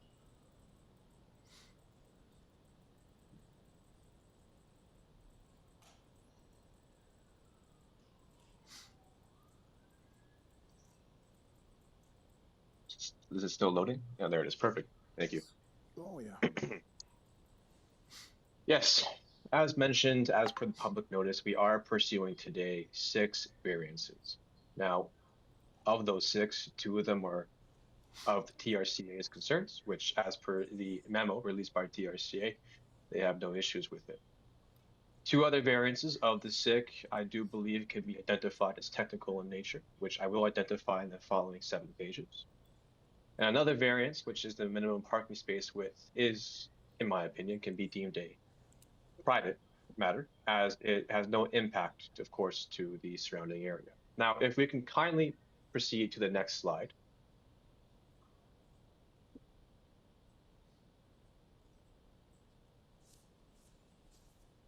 The permitted maximum building height is 10 meters. The proposed maximum building height is 10.89 meters. This is, of course, an increase of 0.89 meters. Now, the main reason as to why our proposal is incurring a height variance is due to the relationship between the calculated established grade and the required alterations to the existing topography within the front yard of the subject site. As you can see on the images below, we have 2 images of the existing conditions. There is a severe reverse drainage pattern that's happening here. You can see that the driveway is sloped downwards towards the house. If you do scroll to page number 3, which is, of course, is an image of the existing topographic survey, you will note that there are 2 elevations highlighted in yellow. The difference between these 2 elevations is 1.08 meters, which means the existing garage sill is 1.08 meters, which equates to a negative slope of 7.6%. As per the latest City of Toronto development standards, of course, a reverse slope driveway is a heavily discouraged design element for reasons that are identified very commonly, right? We don't want any flooding or pooling to occur near the foundations or any openings within our building elevations. If you scroll to the next page, which is page number 4, you will notice that we have now raised the grade surrounding our house to ensure that there is now a positive slope from the garage sill to the sidewalk. This is roughly an increase of 1.24 meters. Now, as we know, the City of Toronto zoning bylaw measures the established grade, where the height is measured from the established grade to the top of the proposed structure. Established grade, as you can see on the image to your left, highlighted in green and yellow, are the average grade elevations of 2 points that are 1 centimeter away from the existing property line. As it is in our nature not to modify the grades along the property lines, this does drastically increase our height variance. You could argue that if we were not to do any grading in this area, we wouldn't be raising our house from 0.24 meters, and as such, that 0.89 meter increase in building height wouldn't be necessary. Now, that's a technicality associated with the variances. In order to, of course, pay respect to the surrounding area, as per page number 5 and 6, we have set back the 3rd floor front and rear elevations 1.4 meters from the rest of the structure. This is to ensure that our massing is tiered from the streetscape to help reduce the impact to the surrounding area. Page 4 identifies this in a plan view. Page 6 identifies this in cross-section. If we can kindly scroll to page 7, it talks about the max pedestrian height, entrance height. Again, a technicality in nature, right? The required entrance height is a maximum 1.2 meters. We are proposing a 1.39 meter pedestrian height. That's an increase of 0.19 meters. Again, pedestrian height is measured from the established grade. Because we're increasing the grade of the structure itself to ensure a positive slope pattern from the house to the sidewalk, our sill of our main entrance is now 1.39 meters. It is important to know that within this diagram you see in the bottom and for the architectural site plan, the elevation from the top of the driveway to actually the main pedestrian entrance is actually only 6 inches, right? So from a massing standpoint, it doesn't necessarily look like a pedestrian entrance is elevated. It's just due to how the established grade is calculated to where the point of our pedestrian height is measured. Now, the next variance I'd like to speak to about, which you can see on page 8, the following page of the presentation, talks about the minimum parking space width. As per the bylaw, the required minimum width of a parking space is 2.9 meters. We're looking for a reduction. The proposed width of a parking space is 2.67 meters. This is a decrease of 0.23 meters. Now, due to the nature of the proposed development being a duplex, it was deemed necessary to pursue an enlarged driveway to facilitate additional on-site parking. As per the bylaw, the allowed maximum width of a driveway is directly related to the Can I size get of you the garage. to try to wrap up soon, please? Of course. So we've gone forth with a reduced driveway, a reduced parking space, of course, to allow for an enlarged driveway. The impact has no effect to the surrounding area, only to the homeowner and nature. And of course, the following 2 slides, 9 and 10, are visual representations of our architectural pier encroachments in the front yard. They are minor in nature, an increase of 0.21 for the yellow, and then 0.001 meter increase for the area highlighted in green. Thank you. Thank you. I just have a couple of questions related primarily to trees. Yeah. Are you aware of the comments from Ravenna Natural Forestry Protection? Yes, we're very aware of the advisory comments and the memos that were issued. We have no problem following this. That's not an issue. We did see the letter of concern that was brought forth from the neighbor at number 6. We spoke to our arborist. We got Well, we're going to get to that. I just wanted to clarify that you understand that they may deny you the permit to remove a tree, irrespective of whether we approve this application or not. Yes, we're happy to discuss that when it's time with urban forestry. Okay. Any other questions? Otherwise, I'll get. All right. No, it's just interesting that they actually specifically state that without asking for any conditions. So it sounds to me like they have issues with what you're proposing. But I think there's other issues that are going to be expressed by the neighbors, so we'll try to deal with them in totality after. Any other questions before we go to the other speakers? Mr. Chair, more of a comment. I just want the agent to confirm that you're aware of and appreciate the community planning comments with respect to ecological function, biodiversity, pollination, and dark sky compliance. Pardon? Yes, most certainly. I reviewed the memo in detail. I have spoken to the homeowner. He's happy to follow the advisory comments and procedures indicated within. Thank you. Thank you. Okay, with that, I will ask Carl Elvis if he's here. So they are actually virtual now. So virtual? Okay. I'll connect them right now. Hi, thanks, Council. So, as you know, I live at 6 Daniels, and I submitted that separate arborist report to the Council about my black walnut tree. I just want to change the record that I don't necessarily object to the change, but just want some conditions surrounding the tree. I think because, it had a drop down and I was sort of torn. Do you object? Do you not? I'm not against development, so I just want to protect this tree, all right? I want to know, is the tree going to be protected from its roots and its canopy? The house is going to be 3 stories tall, so its branches would be touching this house. I also have concerns if the owner is unaware that the tree will drop walnuts in his backyard and on his house. And just finally, the original arborist report by Mr. Max Dita to me was either incompetent or at worst with the intent to mislead the council. Either way, I'll be reporting him to the ISA Arbor Board because an arborist who can't tell the difference between a walnut tree or an oak tree should not be licensed. Thanks. Thank you. No, we understand your concern completely. Just trying, if we can pull up a drawing, I just want to see if that's noted on the applicant's site plan.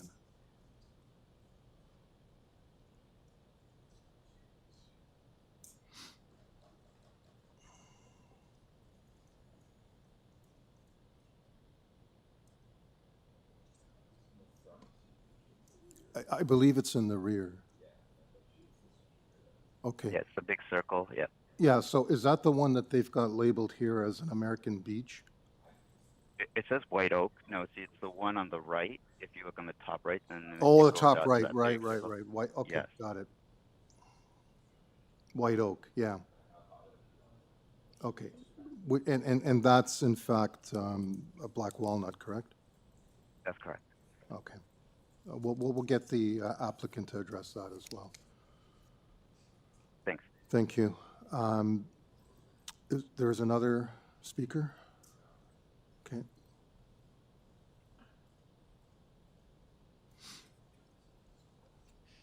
Hello. Hello, good morning. Hey, good morning, sir. So my name is Yuyan Dai. My address is 12 Daniel Street. So I'm the neighbor, the west side neighbor for 8 Daniel Street. Okay. So I have one concern. Sure. That means the purpose construction would block my bedrooms, which office east side. So we are, yeah, my bedroom window. So we are concerned that a majority or all natural light will be blocked out of those space, even during the daytime. That's it. Okay, so you're at number 12. Let me just find you on the map. Okay, so Yeah. you're right next door. Yeah, exactly. Okay. Mhm. Okay, yeah, so there's no number 10 then. No number 10. No number 10, okay.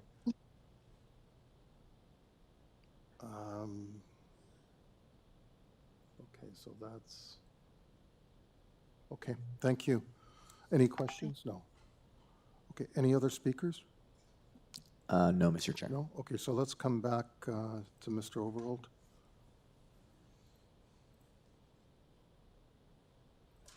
Thank you.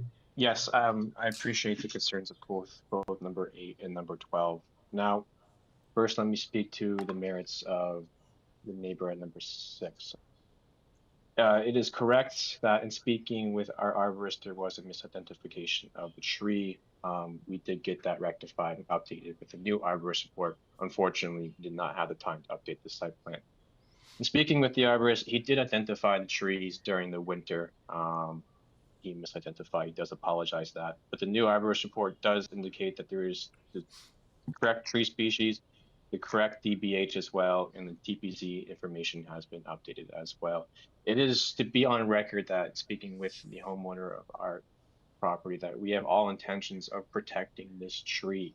It is a beautiful tree. We do not want to incur any severe or major injury. You know, if we are, as per the arborist report, going to be moving forward with an exploratory dig to ensure that all the roots identified are properly located and that we can mitigate and reduce any injury to the root system as well. Speaking with the arborist, because of the grade difference with our subject building, of course, the grade elevation of the top of the canopy of the tree, he does not believe that any pruning will be necessary on our aspect, and does believe that there is damage to the existing canopy. But of course, during construction, Max Dita, the arborist, will ensure that he will be on site to navigate and assist with the preservation of the tree. I do hope that brings and alleviates the concerns of number 6. I believe his name is Carl. And of course, for number 12, I do appreciate the concerns of a reduction of natural light. Yes, we are pursuing a building height variance of 0.89 meters. In my opinion, because we are reducing, of course, the impact of the massing from the rear by shifting the rear facade forward, I do believe that might assist in ensuring that some sunlight, of course, does penetrate that area of concern. Thank you. Thank you. In your discussions with Ravenna Natural Forestry Protection, did the neighbor's tree come up at all? During the memo they issued that they did bring forth, of course, the incorrect arborist reports, but they are aware that there's a potential to injure that tree, but they are aware of our intent to, of course, preserve the health of the tree. Okay. Just wanted to make sure that that's getting covered off. And Of course. And I would suggest if the neighbor continues to have concerns, they may want to contact Ravenna Natural Forestry Protection vis-a-vis that tree as well. That's not an issue. He can contact our arborist as well, or have his retained arborist have discussions with ours as well to ensure that proper mythology occurs. Okay, very good. Any other questions? No? Okay. Let's take it back into committee then. So there are no actual conditions being requested by forestry, which I'm surprised, but they've just got their advisory comments. They're watching it. Yeah. Okay.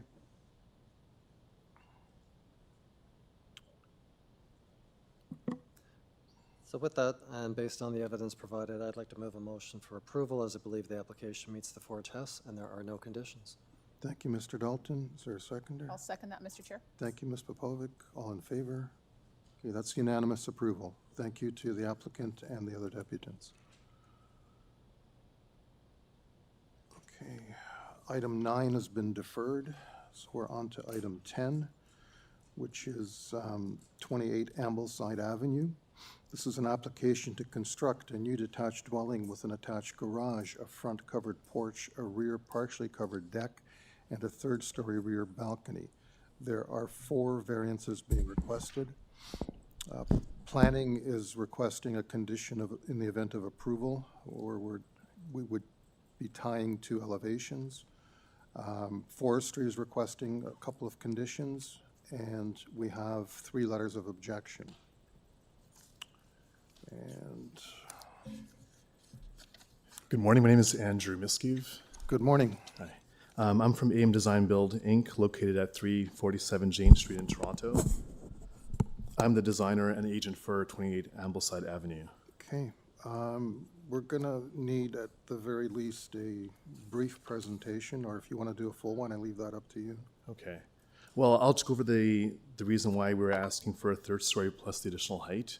Is this is one of the most heavily treed properties in the area.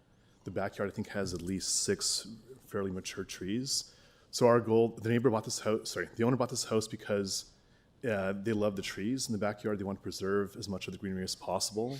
So their objective was to have as small of a footprint as possible. So rather than going out as everyone else has in this area, we decided to go up to a 3rd floor. So the 2nd and 3rd floor ceiling heights are modest. We're only asking for 8.4, 8'4" for the 2nd floor and 8 for the 3rd floor. It's only really the peak of the roof that hits 10.29, so we're over by 2'7", so it's almost imperceptible from the street. The main wall heights, because of the way the roof hits the walls and our parapet, we're at 7.5 meters versus 7 meters required. That's 20 inches, so it's also relatively imperceptible from the street.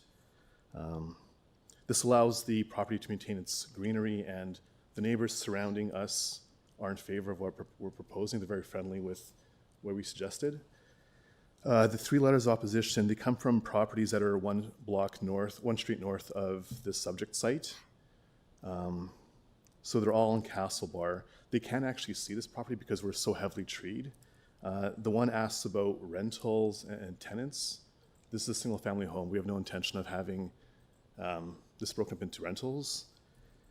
The one neighbor asks about side yard setbacks, but we're not asking for any variances for side yard. We're meeting the 4 feet requirement.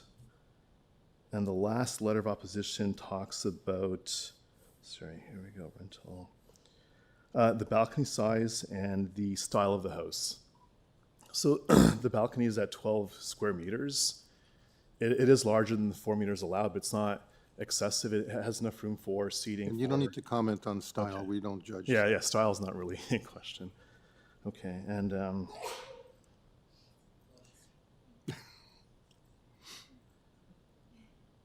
yeah, our main focus was just having the lot covered as small as possible to preserve the trees. And this area is going through a lot of rebuilding, redevelopment. This is prime 1 and 1.5 story houses that are being converted to 2-story houses. Yeah, I think that's sufficient. That's good, thank Do you have any you. questions? I just want to clarify, sorry, are you the owner or the agent? I'm the agent. Okay. Because you were speaking as if you were the owner, so I just want Sorry, I work closely with the owner. We're yeah. confused me a little bit. Sorry. That's okay. My only issue is with regards to FSI, and you've provided a chart with Yes. examples. Respectfully, I don't believe that chart is sufficient evidence.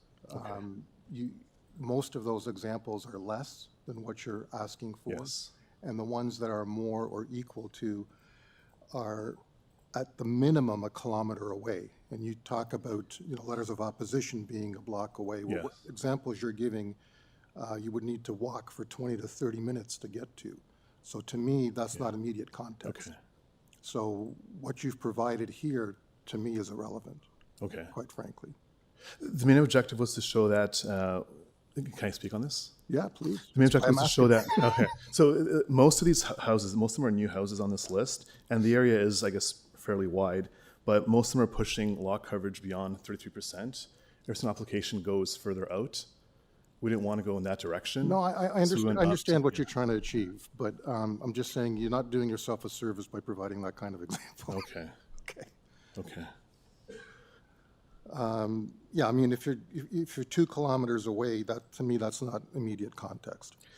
There are several that are approaching 0.8 FSI. Those would be good. Yeah. Okay. Well, and because we're vertical, we have to lose a lot of space.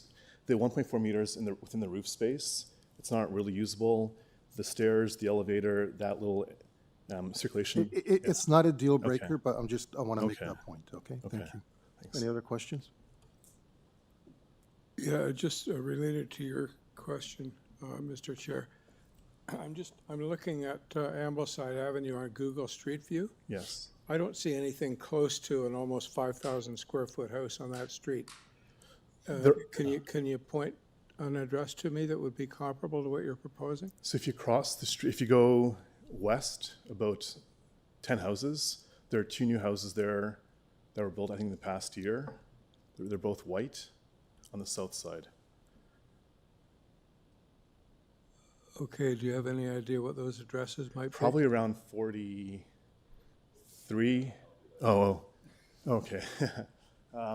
It's hard to read. 43-ish? Oh, great, it's fuzzed out. It's probably around 45, 47, I believe. 47? Ambleside Avenue?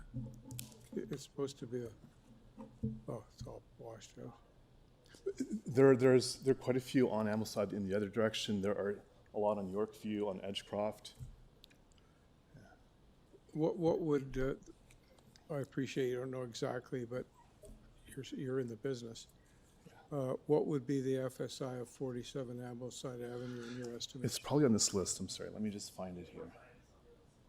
Is it 45? They're at 0.65, and they're asking for.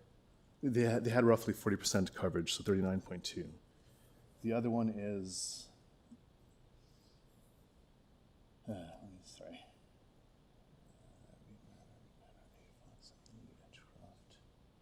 Yorkview has 0.7.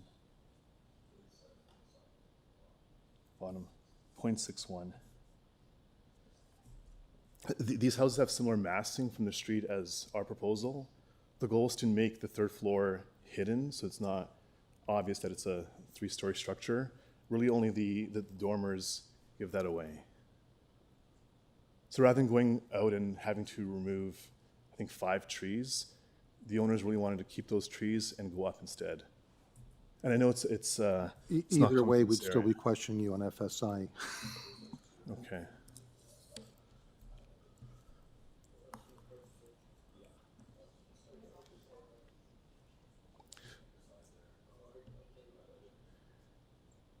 And I had boxed in the area. So 0.62 is if we had gone with 2 stories, keeping the lot coverage as small as possible, we'd be in that range. The owners wanted to make use of the attic space.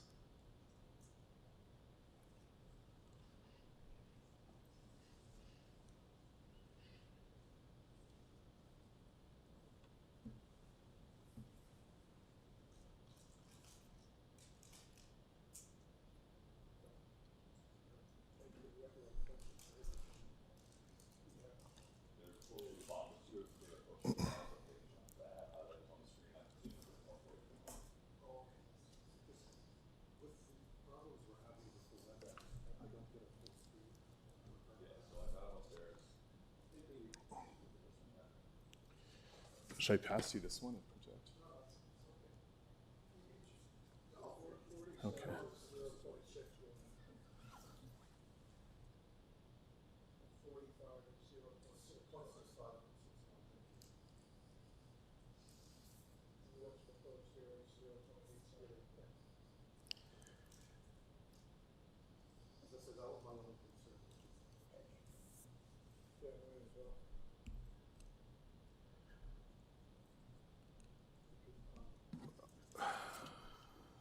We have no other speakers, right? That's correct. Okay, just wanted to check.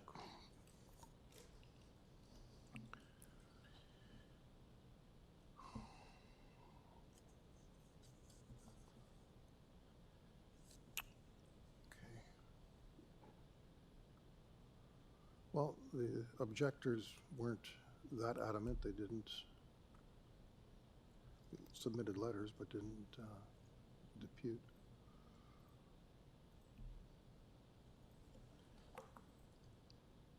And the immediate neighbors they were supportive of what we were suggesting, proposing. Well, we don't see letters of support. Yeah. So we're just going to assume they're neutral. Okay. Yeah, most people don't like to share the letters, publish it online, and yeah. No, fair enough, but I mean, we can only go by yeah. whatever That's evidence fair. is actually before us, so. That's fair. Okay, unless there's any other questions, I'm going to ask you to have a seat and we'll Okay.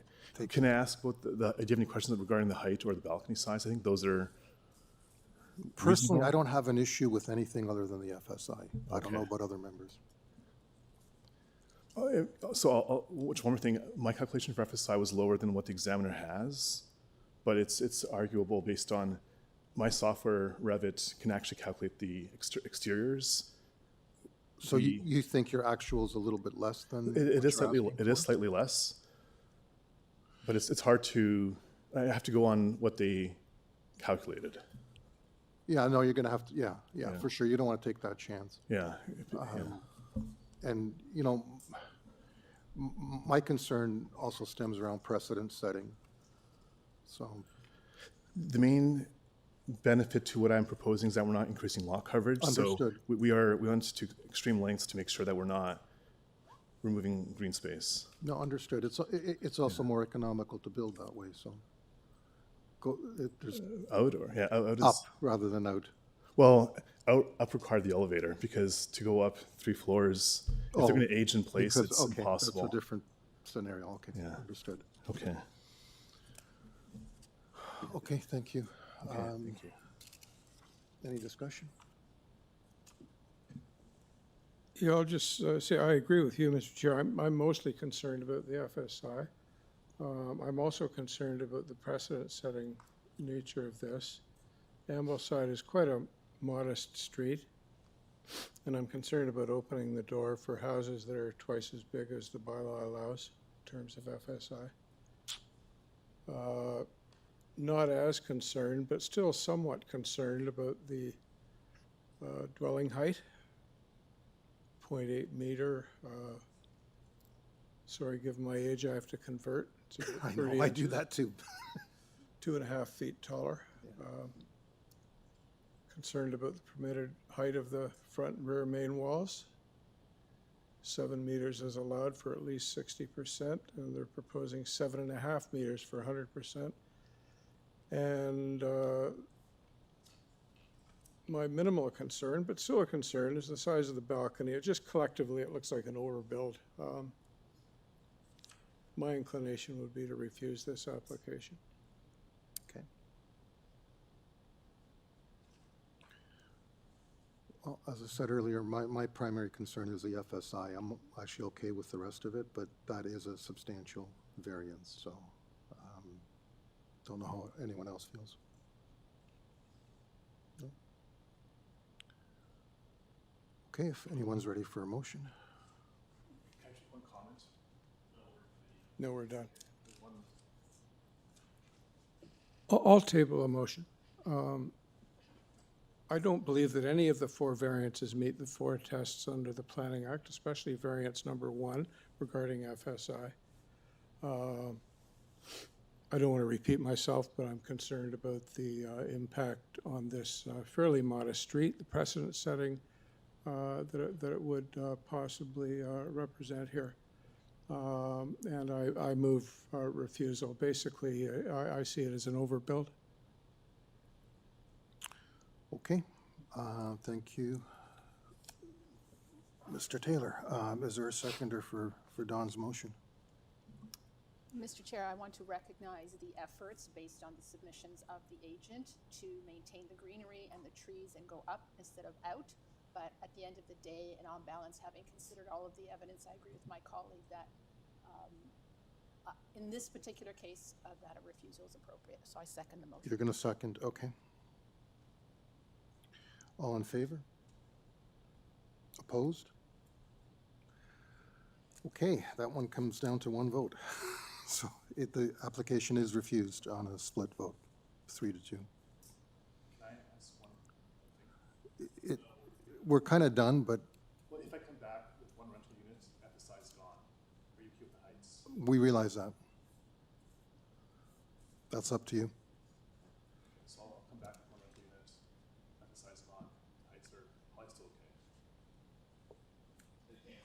We can't answer that because we have to look at the full application of what you're coming back with. Easy fix. You can also appeal this decision, so that's up to you. Thank you.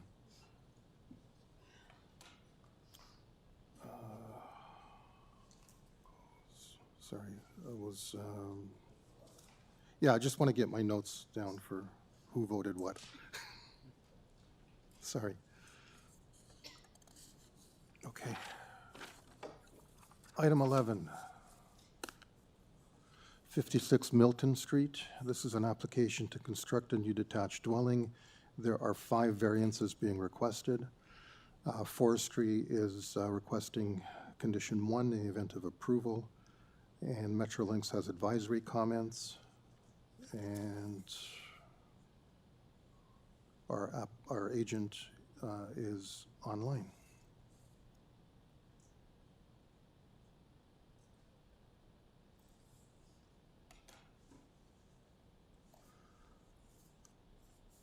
Yeah, I'm just trying to unmute, just not letting me. Just 1 second.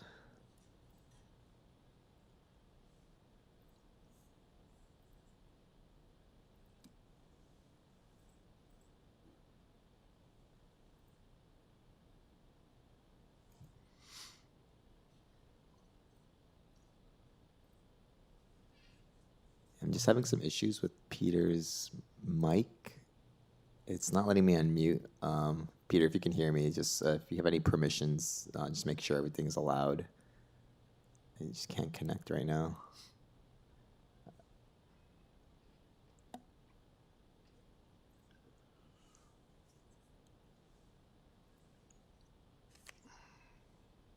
Okay, should we skip to the next one? I mean, we do have other speakers, so I don't like to. Yeah, so currently we have the owner that's online, but again, Peter's the agent, and we have one of the virtual. Is Linda online?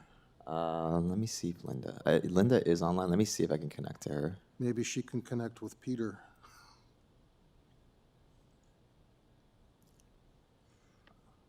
Hello, Linda? Can you hear us? Yes, yes. Can you give Peter a call and find out or get him to log out and log back in again? I can do that. Do that right away.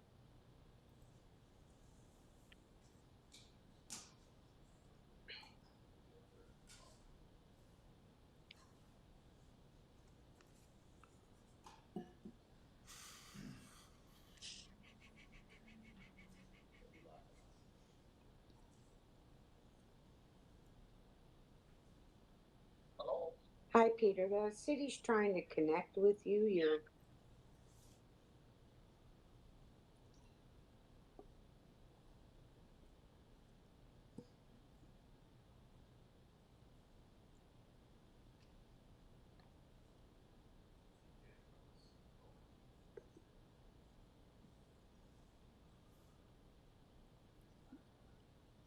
Okay, if we can connect with him, Thomas, then great. If not, we're going to move on and come back.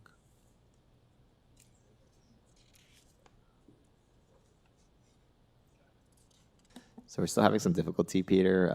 If anything, I'll recommend just calling in. The same email will have the instructions for that, but I believe we'll just go to the next item until you call in. Okay, and so then- we're going to hold item 11. So item 12 is 39 Drummond Street. This is an application to make interior alterations to convert the existing main level into a pickleball court facility. The altered building would operate as a recreational use only. Metrolinx has advisory comments, and planning is recommending refusal of the application. Wesley Mann is our agent. Hello, can you hear me? Yes, we can, loud and clear. Okay. My submission documents for my slides didn't make it in, but I believe I have a pretty straightforward application here. My name is Wesley Mann with Mann Engineering, representing the applicant for 39 Drummond Street. So yeah, let me just get into it. I believe I can pretty clearly show that the variance, it's a single variance we're requesting, meets the 4 criteria. The proposed development is a change of use for interior alterations to an existing manufacturer. The existing building is a manufacturing facility with a manufacturing use. The proposed use is recreational occupancy for an 8-court pickleball facility. We're requesting a single minor variance under the current zoning, which is Employment Industrial Zone E. Why don't I save you a little bit of trouble? I think the main issue with planning and with us is that they feel that what you're trying to do is skirt the rezoning process, that the minor variance application is not the appropriate route for this. Can you address that? I don't believe so, because the permitted use is a recreational use is a permitted use with conditions, and the condition is that the lot must front a major street as defined on the policy areas overlay map. Royal York is about 200 meters down Drummond Street, so it is a major street. Drummond Street itself is not a major street, but there are also several existing recreational facilities on Drummond Street that are a few doors away. There's the Mimico Arena located at 31 Drummond Street, and there's also 4 indoor golf located at 12 Drummond Street. That's a recreational facility, a virtual golf establishment. So we believe that there's already existing recreational uses on the street, and it meets the intent of the zoning because it's relatively nearby to a major residential major street, and the whole idea of that requirement in the zoning is to minimize traffic and make sure that these recreational uses are close to are accessible. And we believe that the location on 39 Drummond Street is accessible. It's close to Royal York, like I mentioned, which is classified as a major street. So the variance is minor in nature because it is just it's just that the property doesn't front on a major street. Recreational use is allowed with that condition. Okay, I'll get some clarification from staff on that, whether it actually, is that? Yeah, I can reference the zoning, the section of the zoning. It's chapter 60.20.20.20. Permitted uses with conditions. Recreation use is listed under permitted use. And then it references note 7, which says in the E zone, a recreation use must be on a lot that fronts a major street on the policies area overlay map. Okay. My other question has to do with parking. You're not really stating how much parking you're providing. Yeah, the parking, once we submit our building permits, we'll of course have to make sure that our parking is compliant with zoning requirements. But there is existing parking at the front of the building with a setback from the street, which was used for the previous use. That parking will be maintained. But do you know whether your parking numbers are zoning compliant with the use that you're proposing? That will have to be determined once we get to our. So you may be coming back here then if we approve it. Sorry, what's that? So if you don't have sufficient parking, you may be coming back here again to get the parking variance. From my understanding, the architect didn't bring this up as an issue. There's about maybe 30 parking spots already existing at the front of the property. So I don't believe that the occupant load is relatively low. It's low density recreational use because of Yeah, I mean, from what I'm seeing on your site plan, I'm not sure if those parking spots are actually functional. Yeah, sorry, let me check that. At least not in the numbers that are being illustrated. Mm-hmm. Okay, well, the parking, we'll have to see if that comes up as an issue. Today, I'm just here for the minor variance on the issue of the not fronting on the major road. We're not asking for any variance on the parking at this point. I understand that, but all I'm saying is even if we were to approve this, you may not get anywhere with it anyway. Thanks for bringing that to my attention. It wasn't something that we were concerned about. Okay. Any other questions? Yes. Go ahead, Alex. As you're aware, one of the tests that this must pass, it must maintain the general intent of the official plan. So I was just curious if you could comment on the planning report in respect to that this recreational use is not permitted within the core employment area of the official plan. Okay, yeah, I'd like to reference from the City of Toronto official plan, development should be compatible and reinforce existing physical character of the neighborhood. New uses should minimize impacts on adjacent properties, and small-scale community serving uses are encouraged where appropriate. I believe this development meets the intent of the official plan. The recreational use is low or no impact to the neighborhood with respect to traffic or noise compared to the existing use, which is manufacturing. It fits within the surrounding urban context with other recreational facilities on the same street, serving the immediate residential areas. And the proximity to Royal York has no impact on local residential streets. Drummond Street is not a direct access route for any residential areas. It primarily only serves the buildings on the street, which are manufacturing, industrial, commercial, and recreational.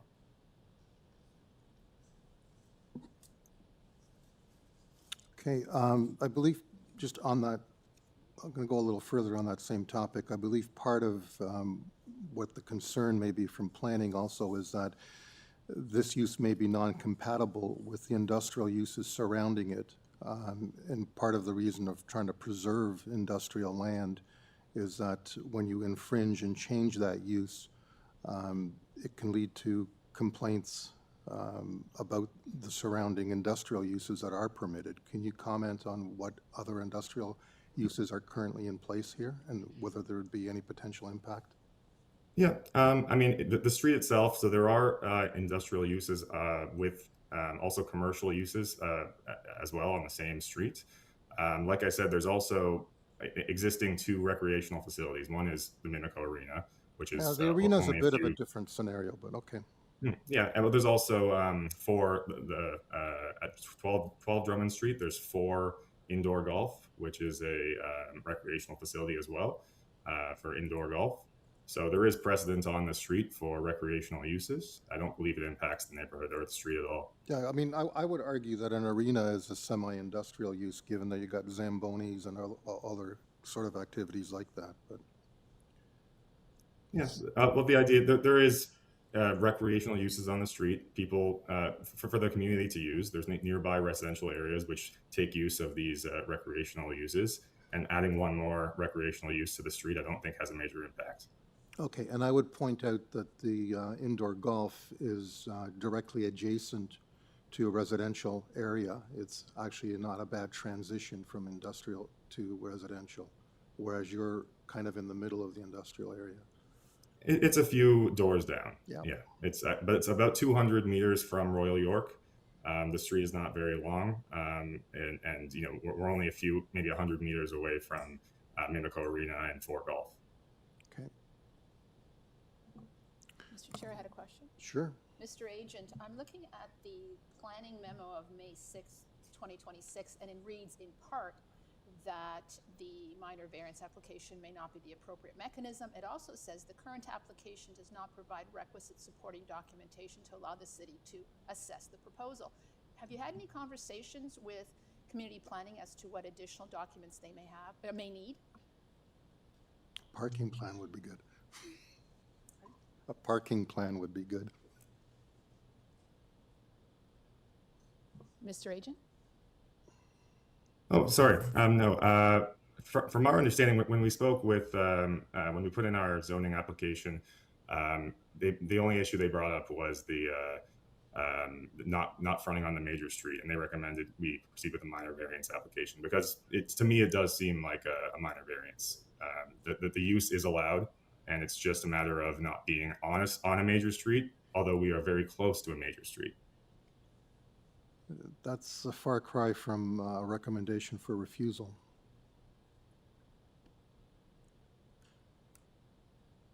Okay, any other questions? If not, assuming there are no other speakers, we'll take it into committee.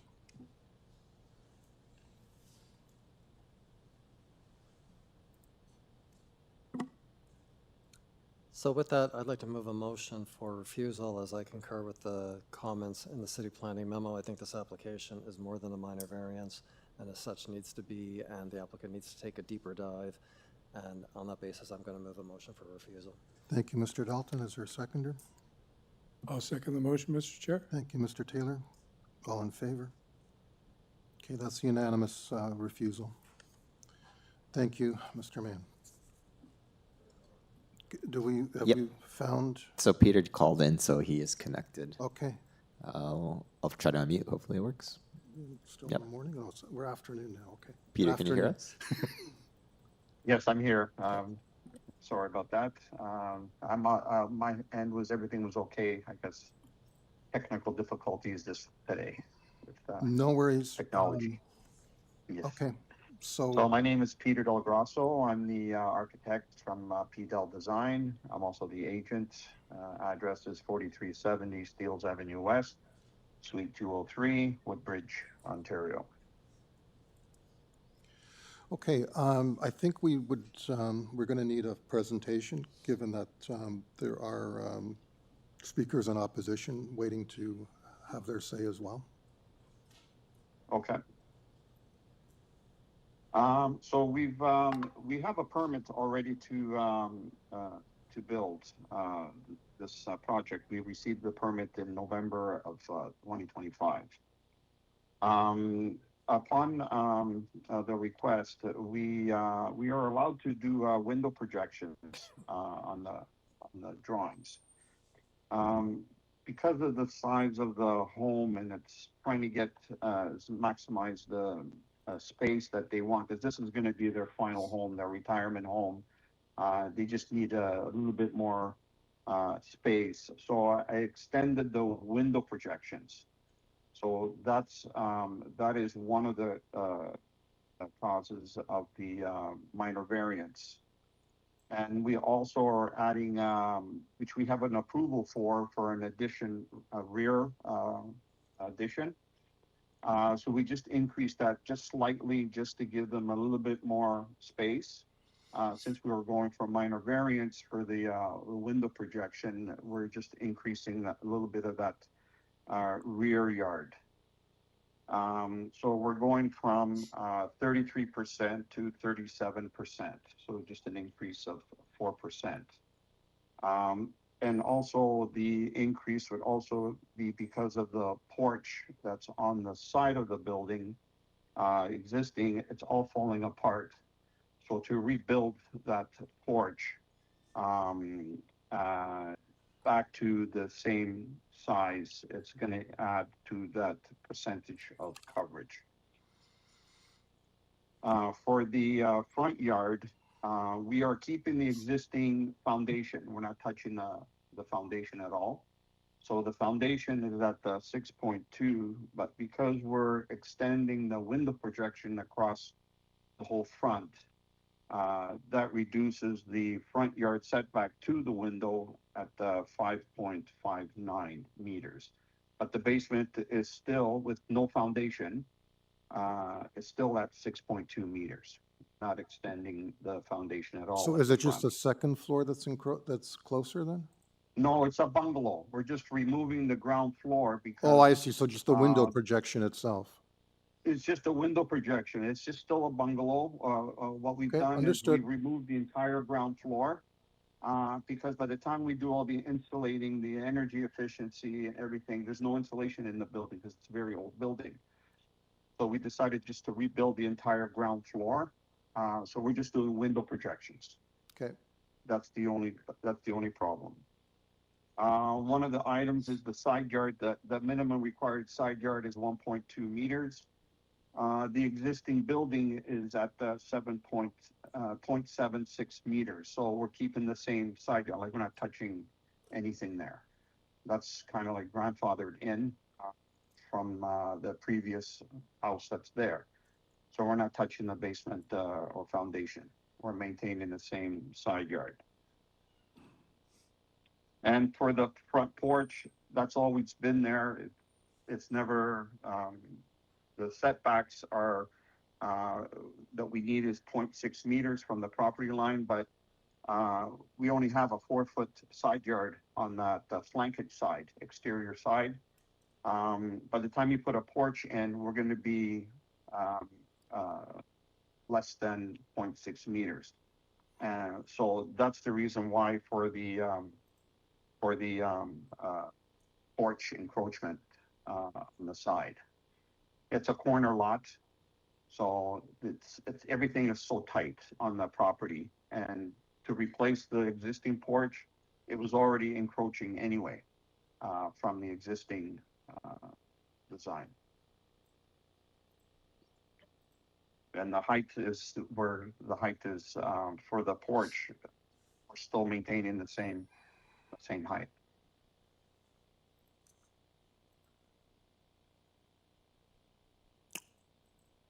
You're done?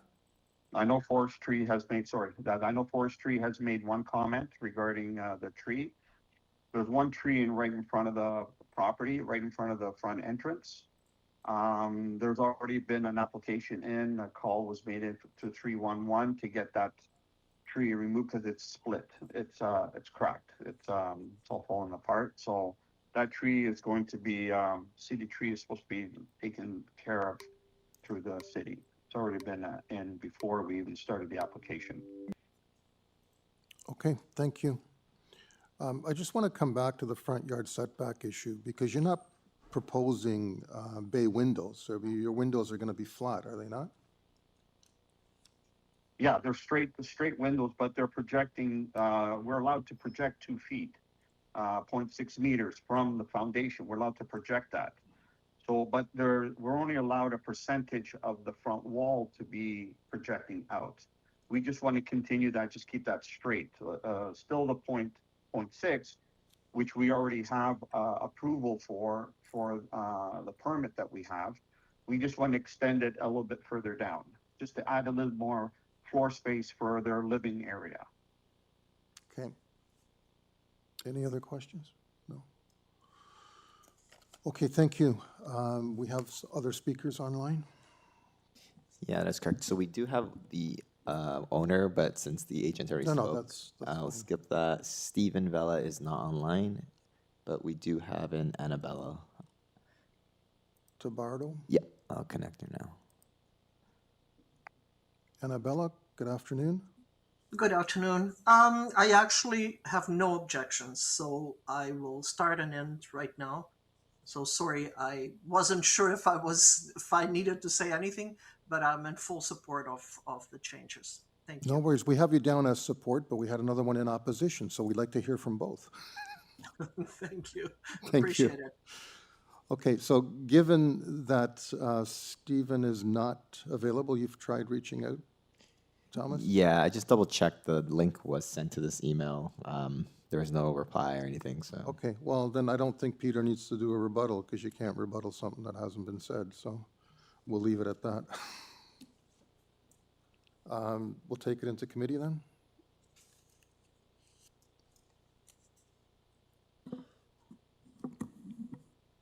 Sure, yeah. So based on the evidence provided, I'll move a motion for approval, as I believe the application meets the 4 tests, subject to the May 7th, 2026 Environment, Climate, Forestry Memo, noting condition number 1. Thank you, Mr. Dalton. I'll second that, Mr. Chair. Thank you, Ms. Popovic. All in favor? Okay, that's unanimous approval. Thank you, Peter. Okay, our next item is number 12, which is 39 Drummond Street. Oh, sorry, we did, didn't we? Number 13, 82 Goswell Road.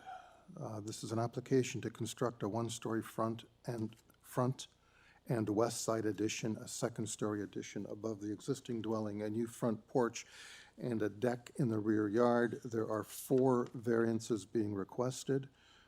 Forestry is requesting condition 2 in the event of approval, and we have a letter of objection from number 112 Ashbourne Street.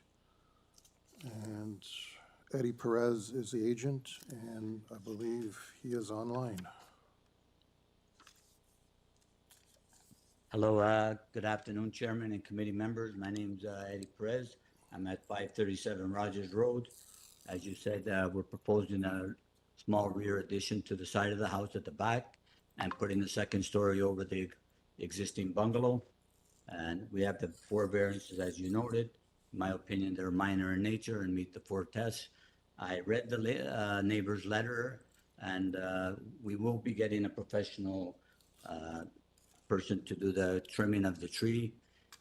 It'll have to be trimmed because of the second story, but it won't be injured or have to be removed. It will just have to be trimmed, and we will be getting a professional to trim it. And as for the other comment about close to the fence, we are actually far away from the neighbor's house. We're like 12 meters away from the actual house. So I feel that there's no impact on the neighbor whatsoever. I'll be free to answer any questions. Thank you very much. Thank you, sir. Any questions? No? Okay. No other speakers? Okay, let's take it into committee.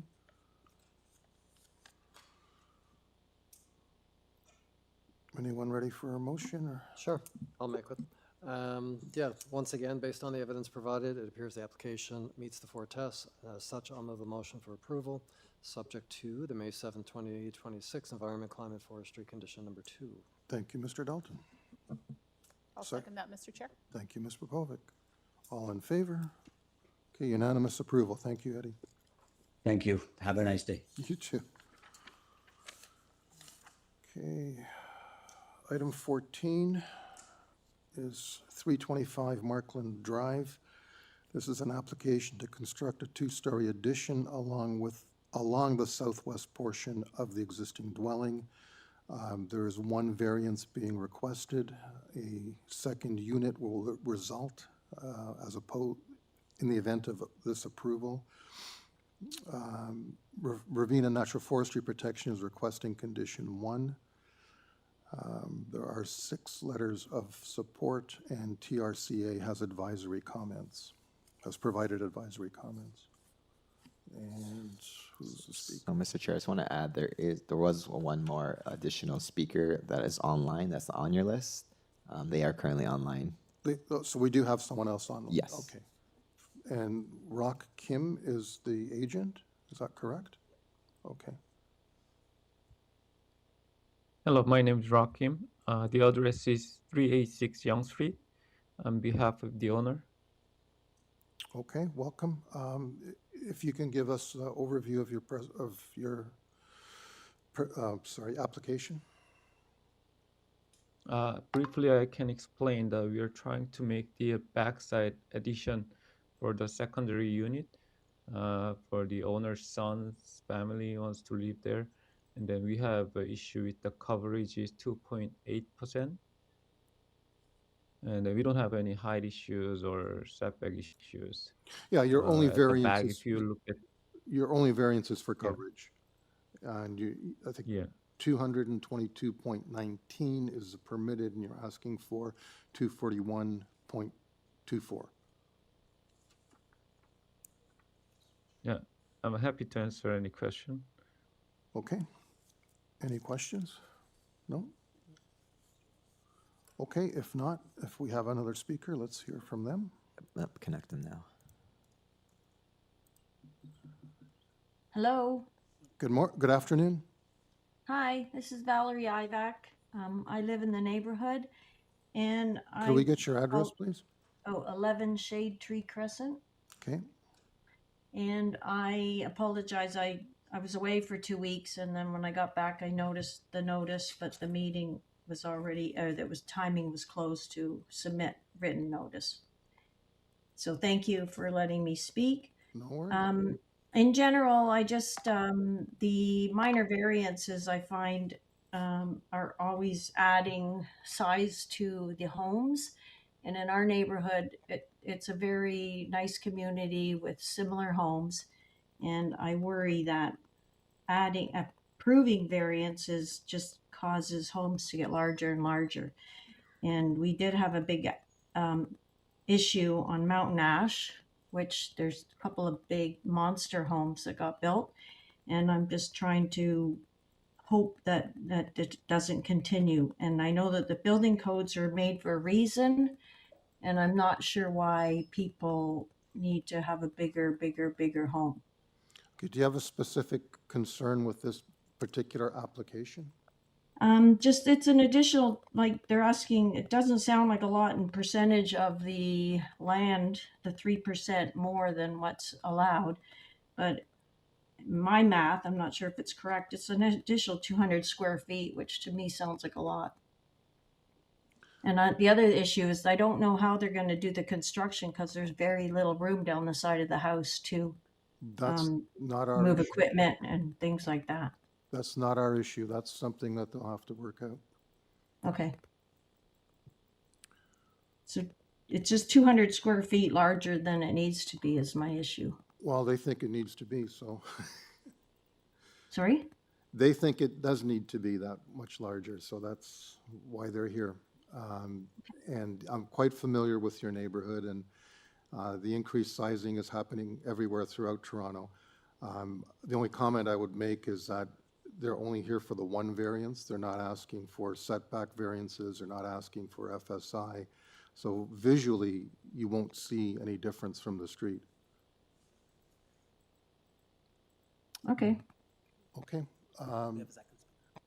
Is there a second speaker? So yeah, so there's one person in chambers. Oh. You can come up as well. Come on up. We should have had you come up first. Yeah.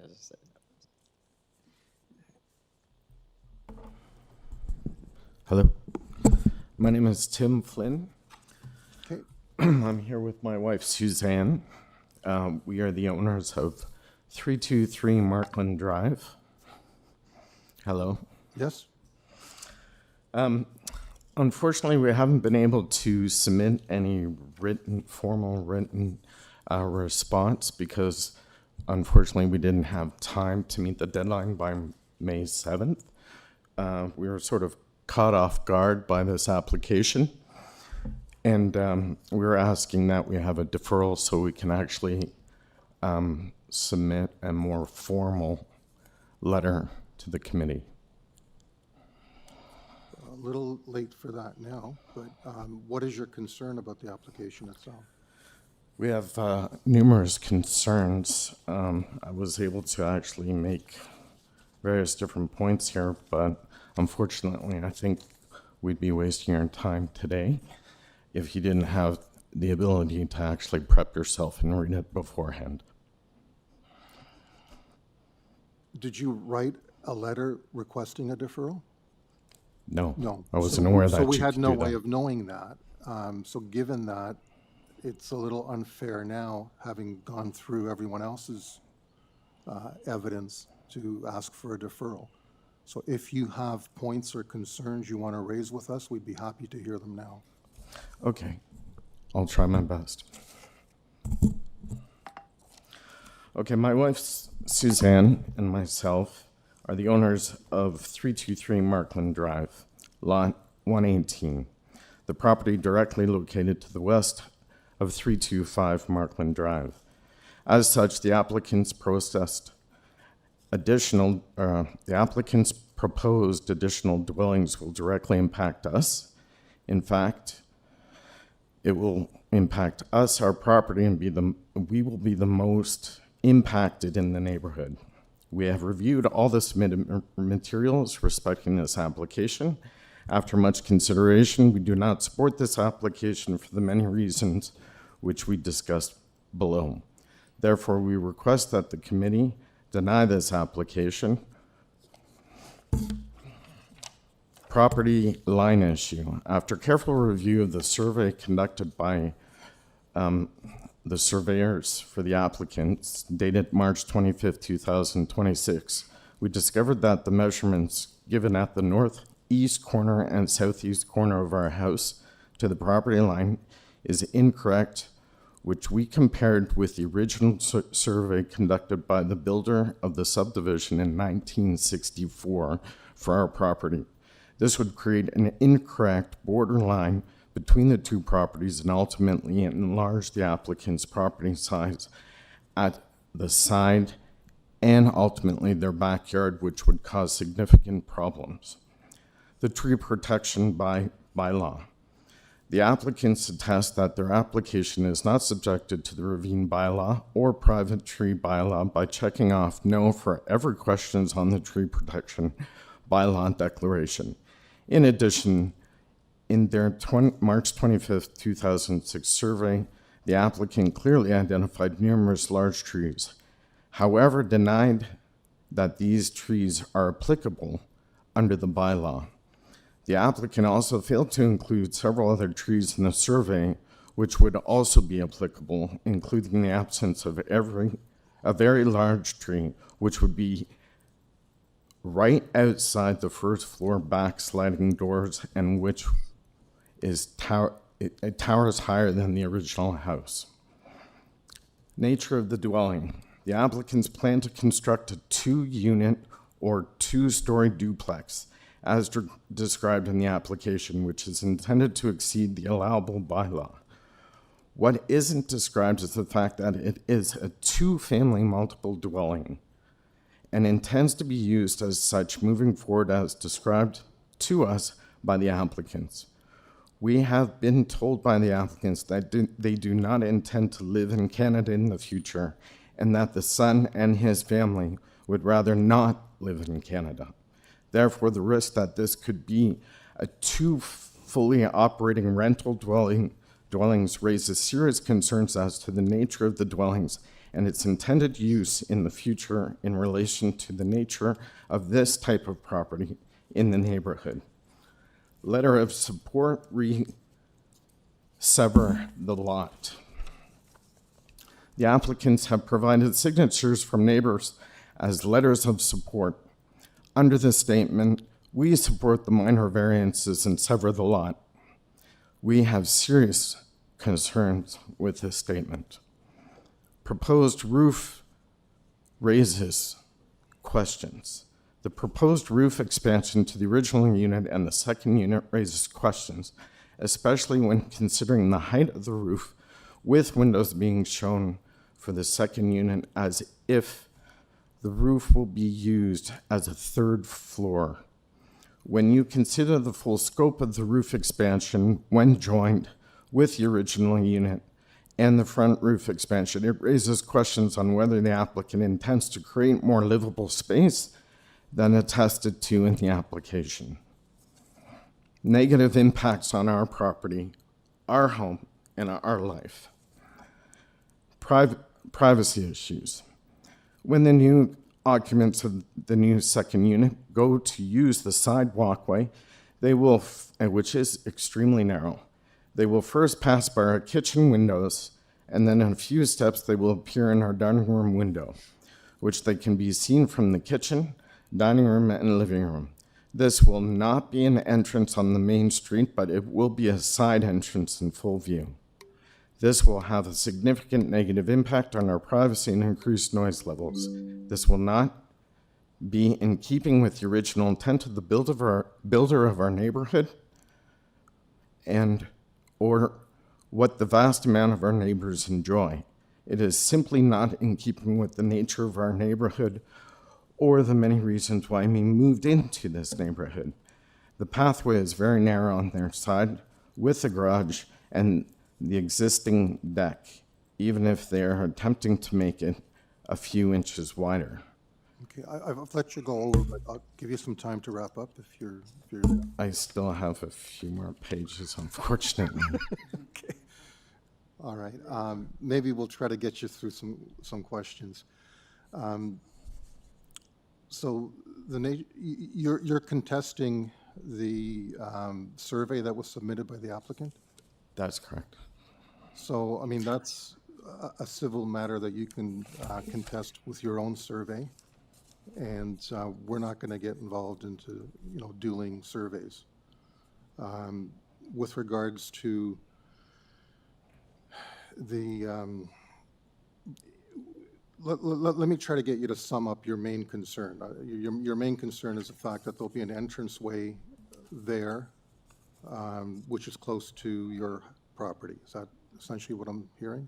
That's correct. It'll also completely eliminate our view at the dining room table, reduce sunlight. It will also...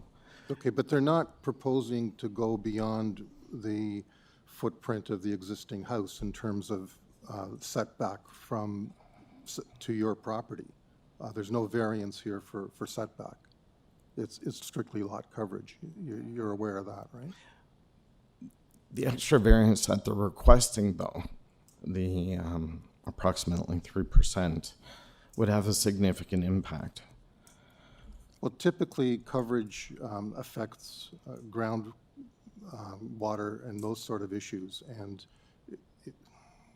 it's not. I mean, as of right, they could build a house to that. Anyway, I'm not going to get into that. I'm going to let the agent respond to the concerns you voiced. I was trying to bring out whatever other issues you may have not been able to have presented to us. So I'll leave it at that. Any other questions? No? Okay. Okay, thank you, sir. Thank you. Are there any other speakers? No, Mr. Chair. Okay, so I'll have the applicant back, please.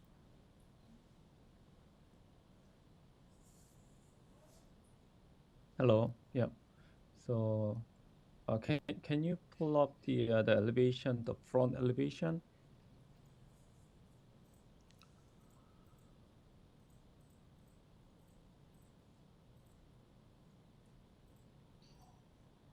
Yeah, I'm trying to explain that we are. Yeah, that's the north side elevation. That's existing what they have right now. We are not trying to make any different kind of character of the house. We are trying to keep it the way it is. The backside addition is technically is the ground floor addition and the basement addition, and then third floor they call third. This is the second floor actually. This is for the mechanical room. They're trying to use it, and then can you move it back? Go back addition, south side addition elevation. Yeah, we are trying to make it match with the existing height as it is actually. And then there's a picture from the back yard, what we showed, the front and back of the picture. If you look at that one, between the house, there's already a fence, a wood fence, and then wood, the small wood, pine wood all the way to the cross in the, yeah, there, that shows the back picture. If you look at the side, the fence, wood fence, it's already blocked it up between the houses. And then our house is 6 feet away from the existing property line. So I don't think that's really affect the neighbors.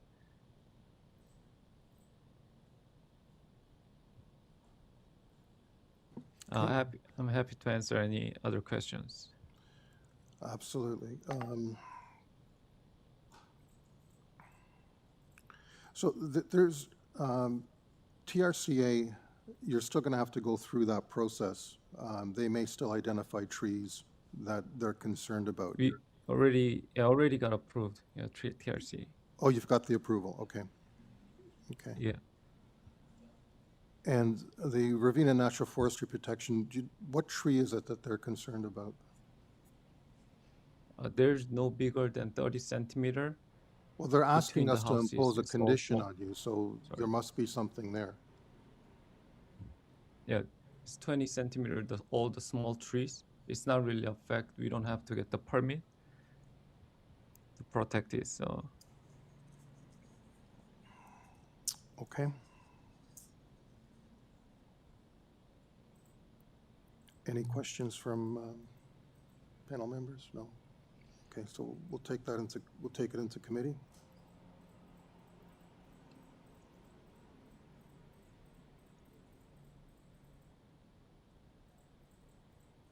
Any discussion, or is anyone ready for a motion? I'll make a motion unless is there any desire to speak by anyone? No? Yeah, I see this as a very simple, straightforward application, and the variance in my mind is very minor.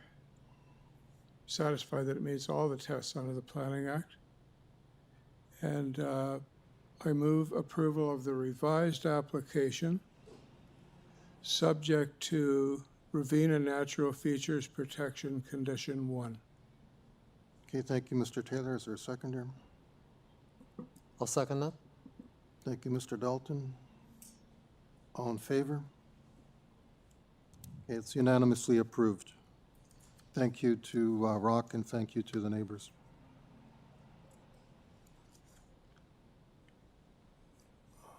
Item 15, 14 Thorncrest Road. This is an application to construct a new detached dwelling with an attached garage. There are 3 variances being requested. Forestry is requesting conditions 1 and 2 in the event of approval. We have a letter of concern from number 21 Thorncrest. And the agent is online.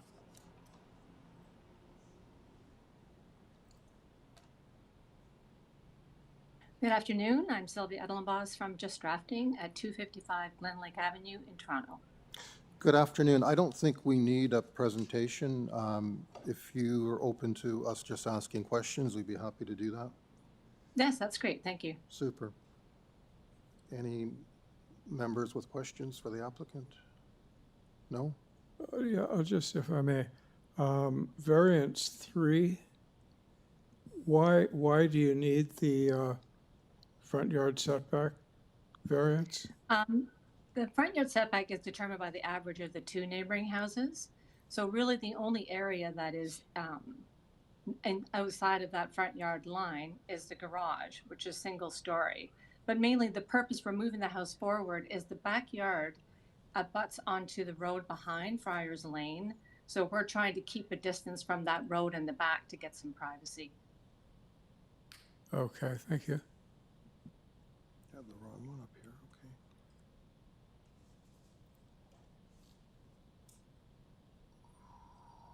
okay. Okay, yeah.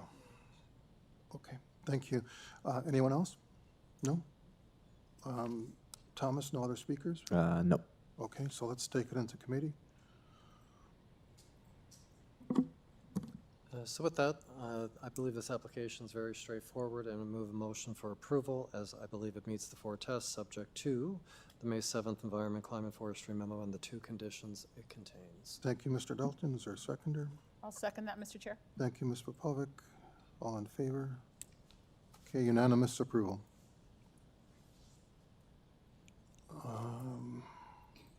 Okay, thank you to the applicant. And moving on to item 16. Mr. Chair, I just want to make a note for anyone that's joining for the afternoon session in person or online. We are still doing our morning session. Once we do our morning session, we will be taking an hour break. So just a heads up, we are still doing the morning session. Thank you, Thomas. Sorry, I'm just pulling up item 16, which is 1761 Keele Street. This is an application to permit a restaurant within the existing building. There's one variance being requested, and we have some letters of support. Good afternoon, Mr. Chair and Good afternoon. and member of the committee. My name is Hong Bui. I'm here on behalf of 1761 Q Street. I'm with my landlord. We are asking a minor variation for permitting a sit-down dining area at the below restaurant building. I would like to request the machine to have an option for better serve our customer who will wish to dine in on site, so there's no major renovation, expansion, or structural change to the property. I have spoken with the planning department that they have expressed support for this application. There's also have been a tremendous support from our local residents who appreciate having another restaurant in the area and more variety of dining options. The property is located on Q Street, which is a very busy commercial section, which is surrounded by restaurants and other businesses.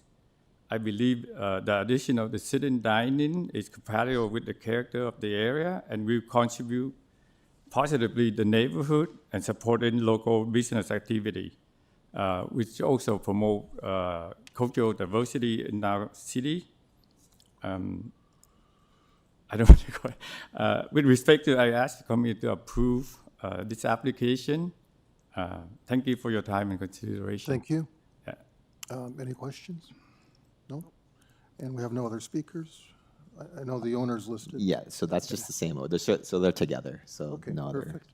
I think we're good. Thank you. We'll you. take it into committee. I'm happy to move a motion if there's no discussion. Sure.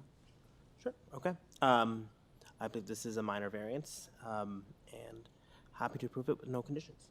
Thank you, Thank you, Alex. I'll second that, Mr. Chair, noting also that there's considerable support. Thank you, Natalia. All in favor? Okay, that's unanimous approval. Thank you, sir. Thank you, the committee. Okay, item 17 was deferred. So we're on to item 18, 568 Rustic Road. This is an application to construct a second-story front addition, a full third-story addition, and to convert a portion of the dwelling into a secondary suite. There are 5 variances being requested. We have advisory comments both from Ministry of Transportation and Metrolinx, and no other departments. And where's our speaker?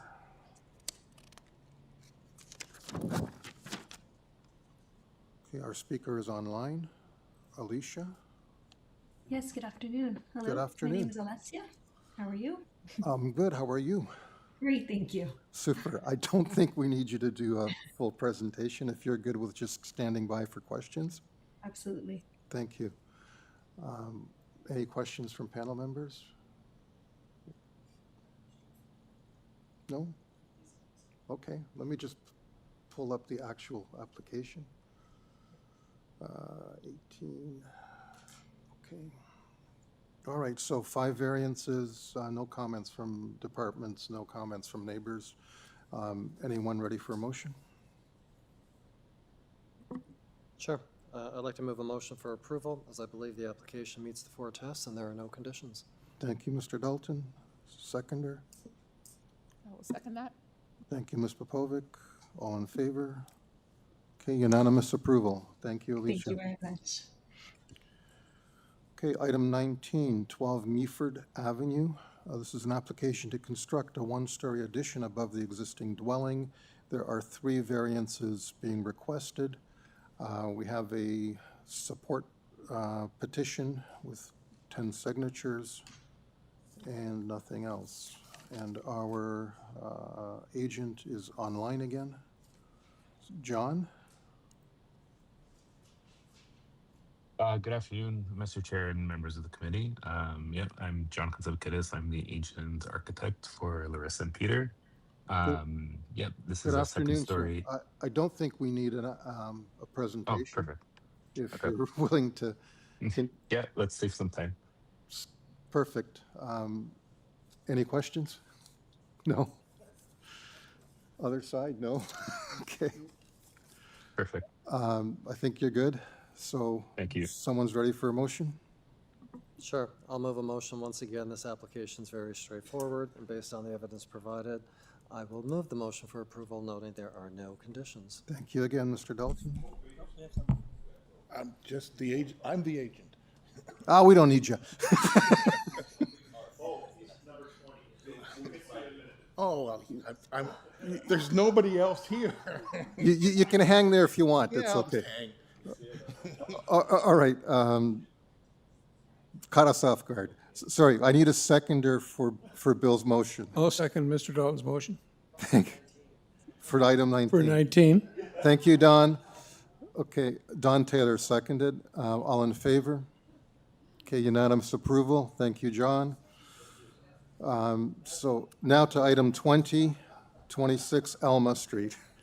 Paul Sertel, 3A Martin Court. Let me give And me I'm one just here to second. answer questions. I'm not going to do any presentation. That's what we're going to do, but I do need to read it into the record that this is an application to construct a second-story addition above the existing dwelling, a new rear deck, and a new front porch. There are 5 variances being requested.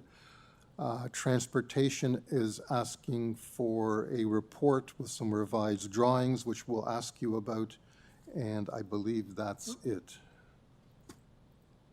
I did not know about the revised See, drawings. we got a surprise for you, too. Yes. I spoke to them, but they never requested any drawings or anything. Let me pull up the paperwork and we'll try to enlighten you. This one's easier for me. Okay, 20. I think, if I recall this correctly, is this a mutual drive? And Yes. Yeah, okay, so I think they want to see where you're going to park the car because it won't be in a legal spot in the sense that it won't be on private property.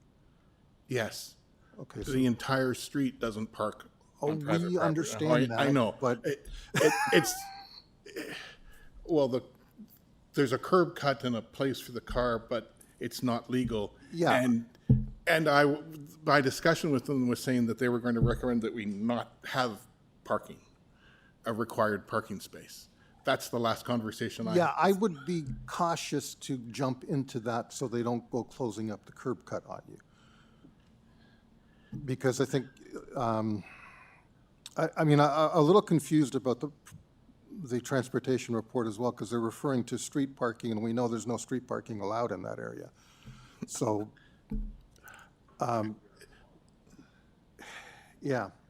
And there's no, the space between the homes is only 7 feet, which. Yeah, it's a little scary. I've driven up and down one of those a few times. And your neighbor's probably doing exactly what you're doing. You're parking next. My neighbor's here Yeah. if you want to talk to him. Well, you know, I can't officially tell you what to do, but if I were you in that situation, I'd park blocking half the driveway, and he parks blocking half the driveway, and you got some parking. That's what we do. That's what I figured. But it's not, I know. It's mostly on the street because of where the property line is. Exactly. So we But can't there's legally approve that, but that's what everybody does. And that's what the guy from transportation said to me. That's what everyone does. And it's up to the bylaw official who in the neighborhood if he wants to give me a ticket. My only issue is that they have requested some revised drawings. I just want to see what the heck they're actually asking for. Hold on. I'm going to pull it up on my screen. Shouldn't I have received this? And I haven't? Technically speaking, it's uploaded to the Application Information Center. It's your responsibility to go on to the Application Information Center to review content that's been added there. Okay.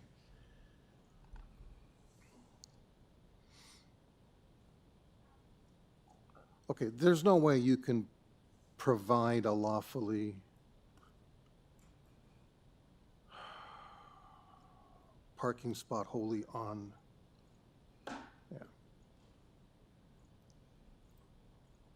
If we buy a smaller car, maybe. Yeah, I'm tempted to almost, I don't know how members feel, it's not up to me, it's up to them, but I'm almost tempted to ignore this transportation report.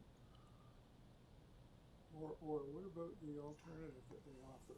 Well, the alternative, Must be revised to eliminate the existing parking space which straddles the property line. So what if he just amended the plans and Let's say no parking space? deleted the labeling as a parking space? We know practically what goes on there, but Because that's variance 5 anyway, is to reduce parking to 0. So what you should do is, I'll accept that condition. yeah, we'll impose the condition, and then for number 1, you take the alternative. Just take off, you'll have to submit revised drawings and take off the parking spot. Because you're Certainly. showing existing parking space, take that off. Yep. Resubmit it to transportation, and then you're good to run. All right. there's no way they can apply for a boulevard permit there, I guess. No. I know. We need our transportation guy here, and he's not here today.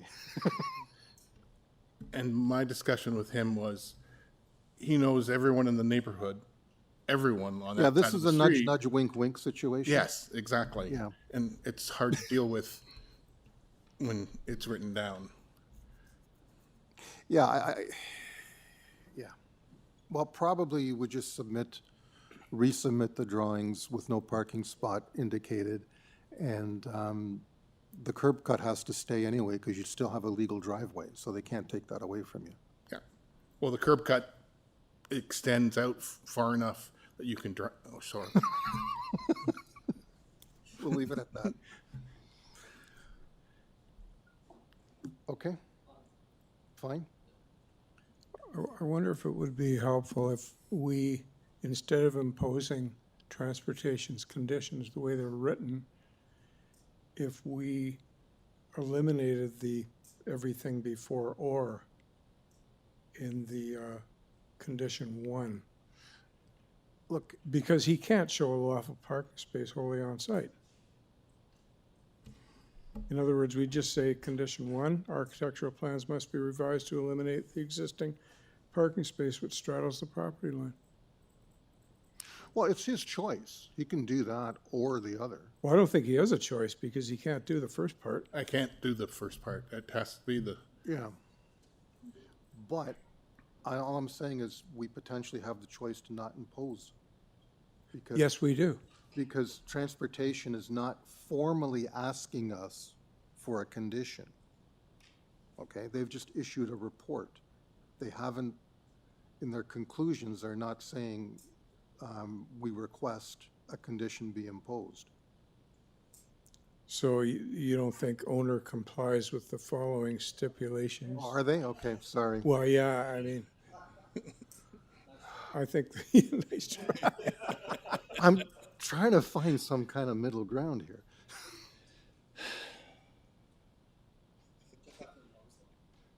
Okay. So, Mr. Dalton, you're suggesting we leave their condition the way it's worded, even though the first part is Yeah, impossible because, to comply with? yeah, well, what we could do is. Well, there's an or. We can. I know. Yeah, there's an or, and that's the out. So after, assuming we approve and impose these conditions, then you get your approval. Just go back to transportation. Were you discussing it with Luigi?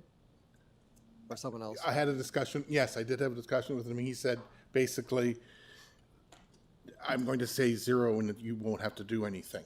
When you make your permit application, you'll have to label the drawing Correct. So, as not being a parking spot. right, so then if I don't we know what that means. I hypothetically- say not a parking spot or just ignore it completely. Right. So if we hypothetically approve this and impose conditions, then you would have to do that with transportation staff in order to Yeah, get your building exactly. permit and then. Yes. Okay, we're just trying to not put you in a bind. it's a bind that's going to exist, and it happens, I would assume, to everybody on that street. For whoever's listening who's running for city council, we need on-street parking in Etobicoke.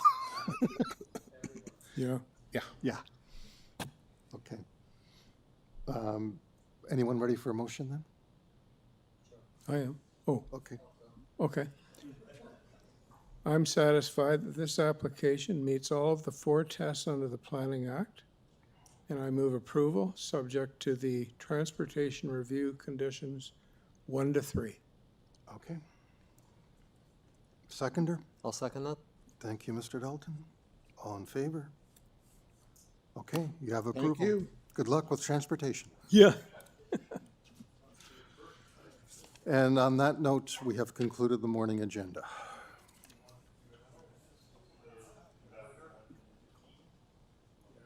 $1:15's fine.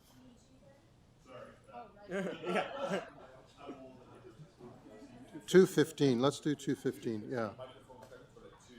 Okay, yeah, that's good. I'm trying to get to another meeting for 6 o'clock.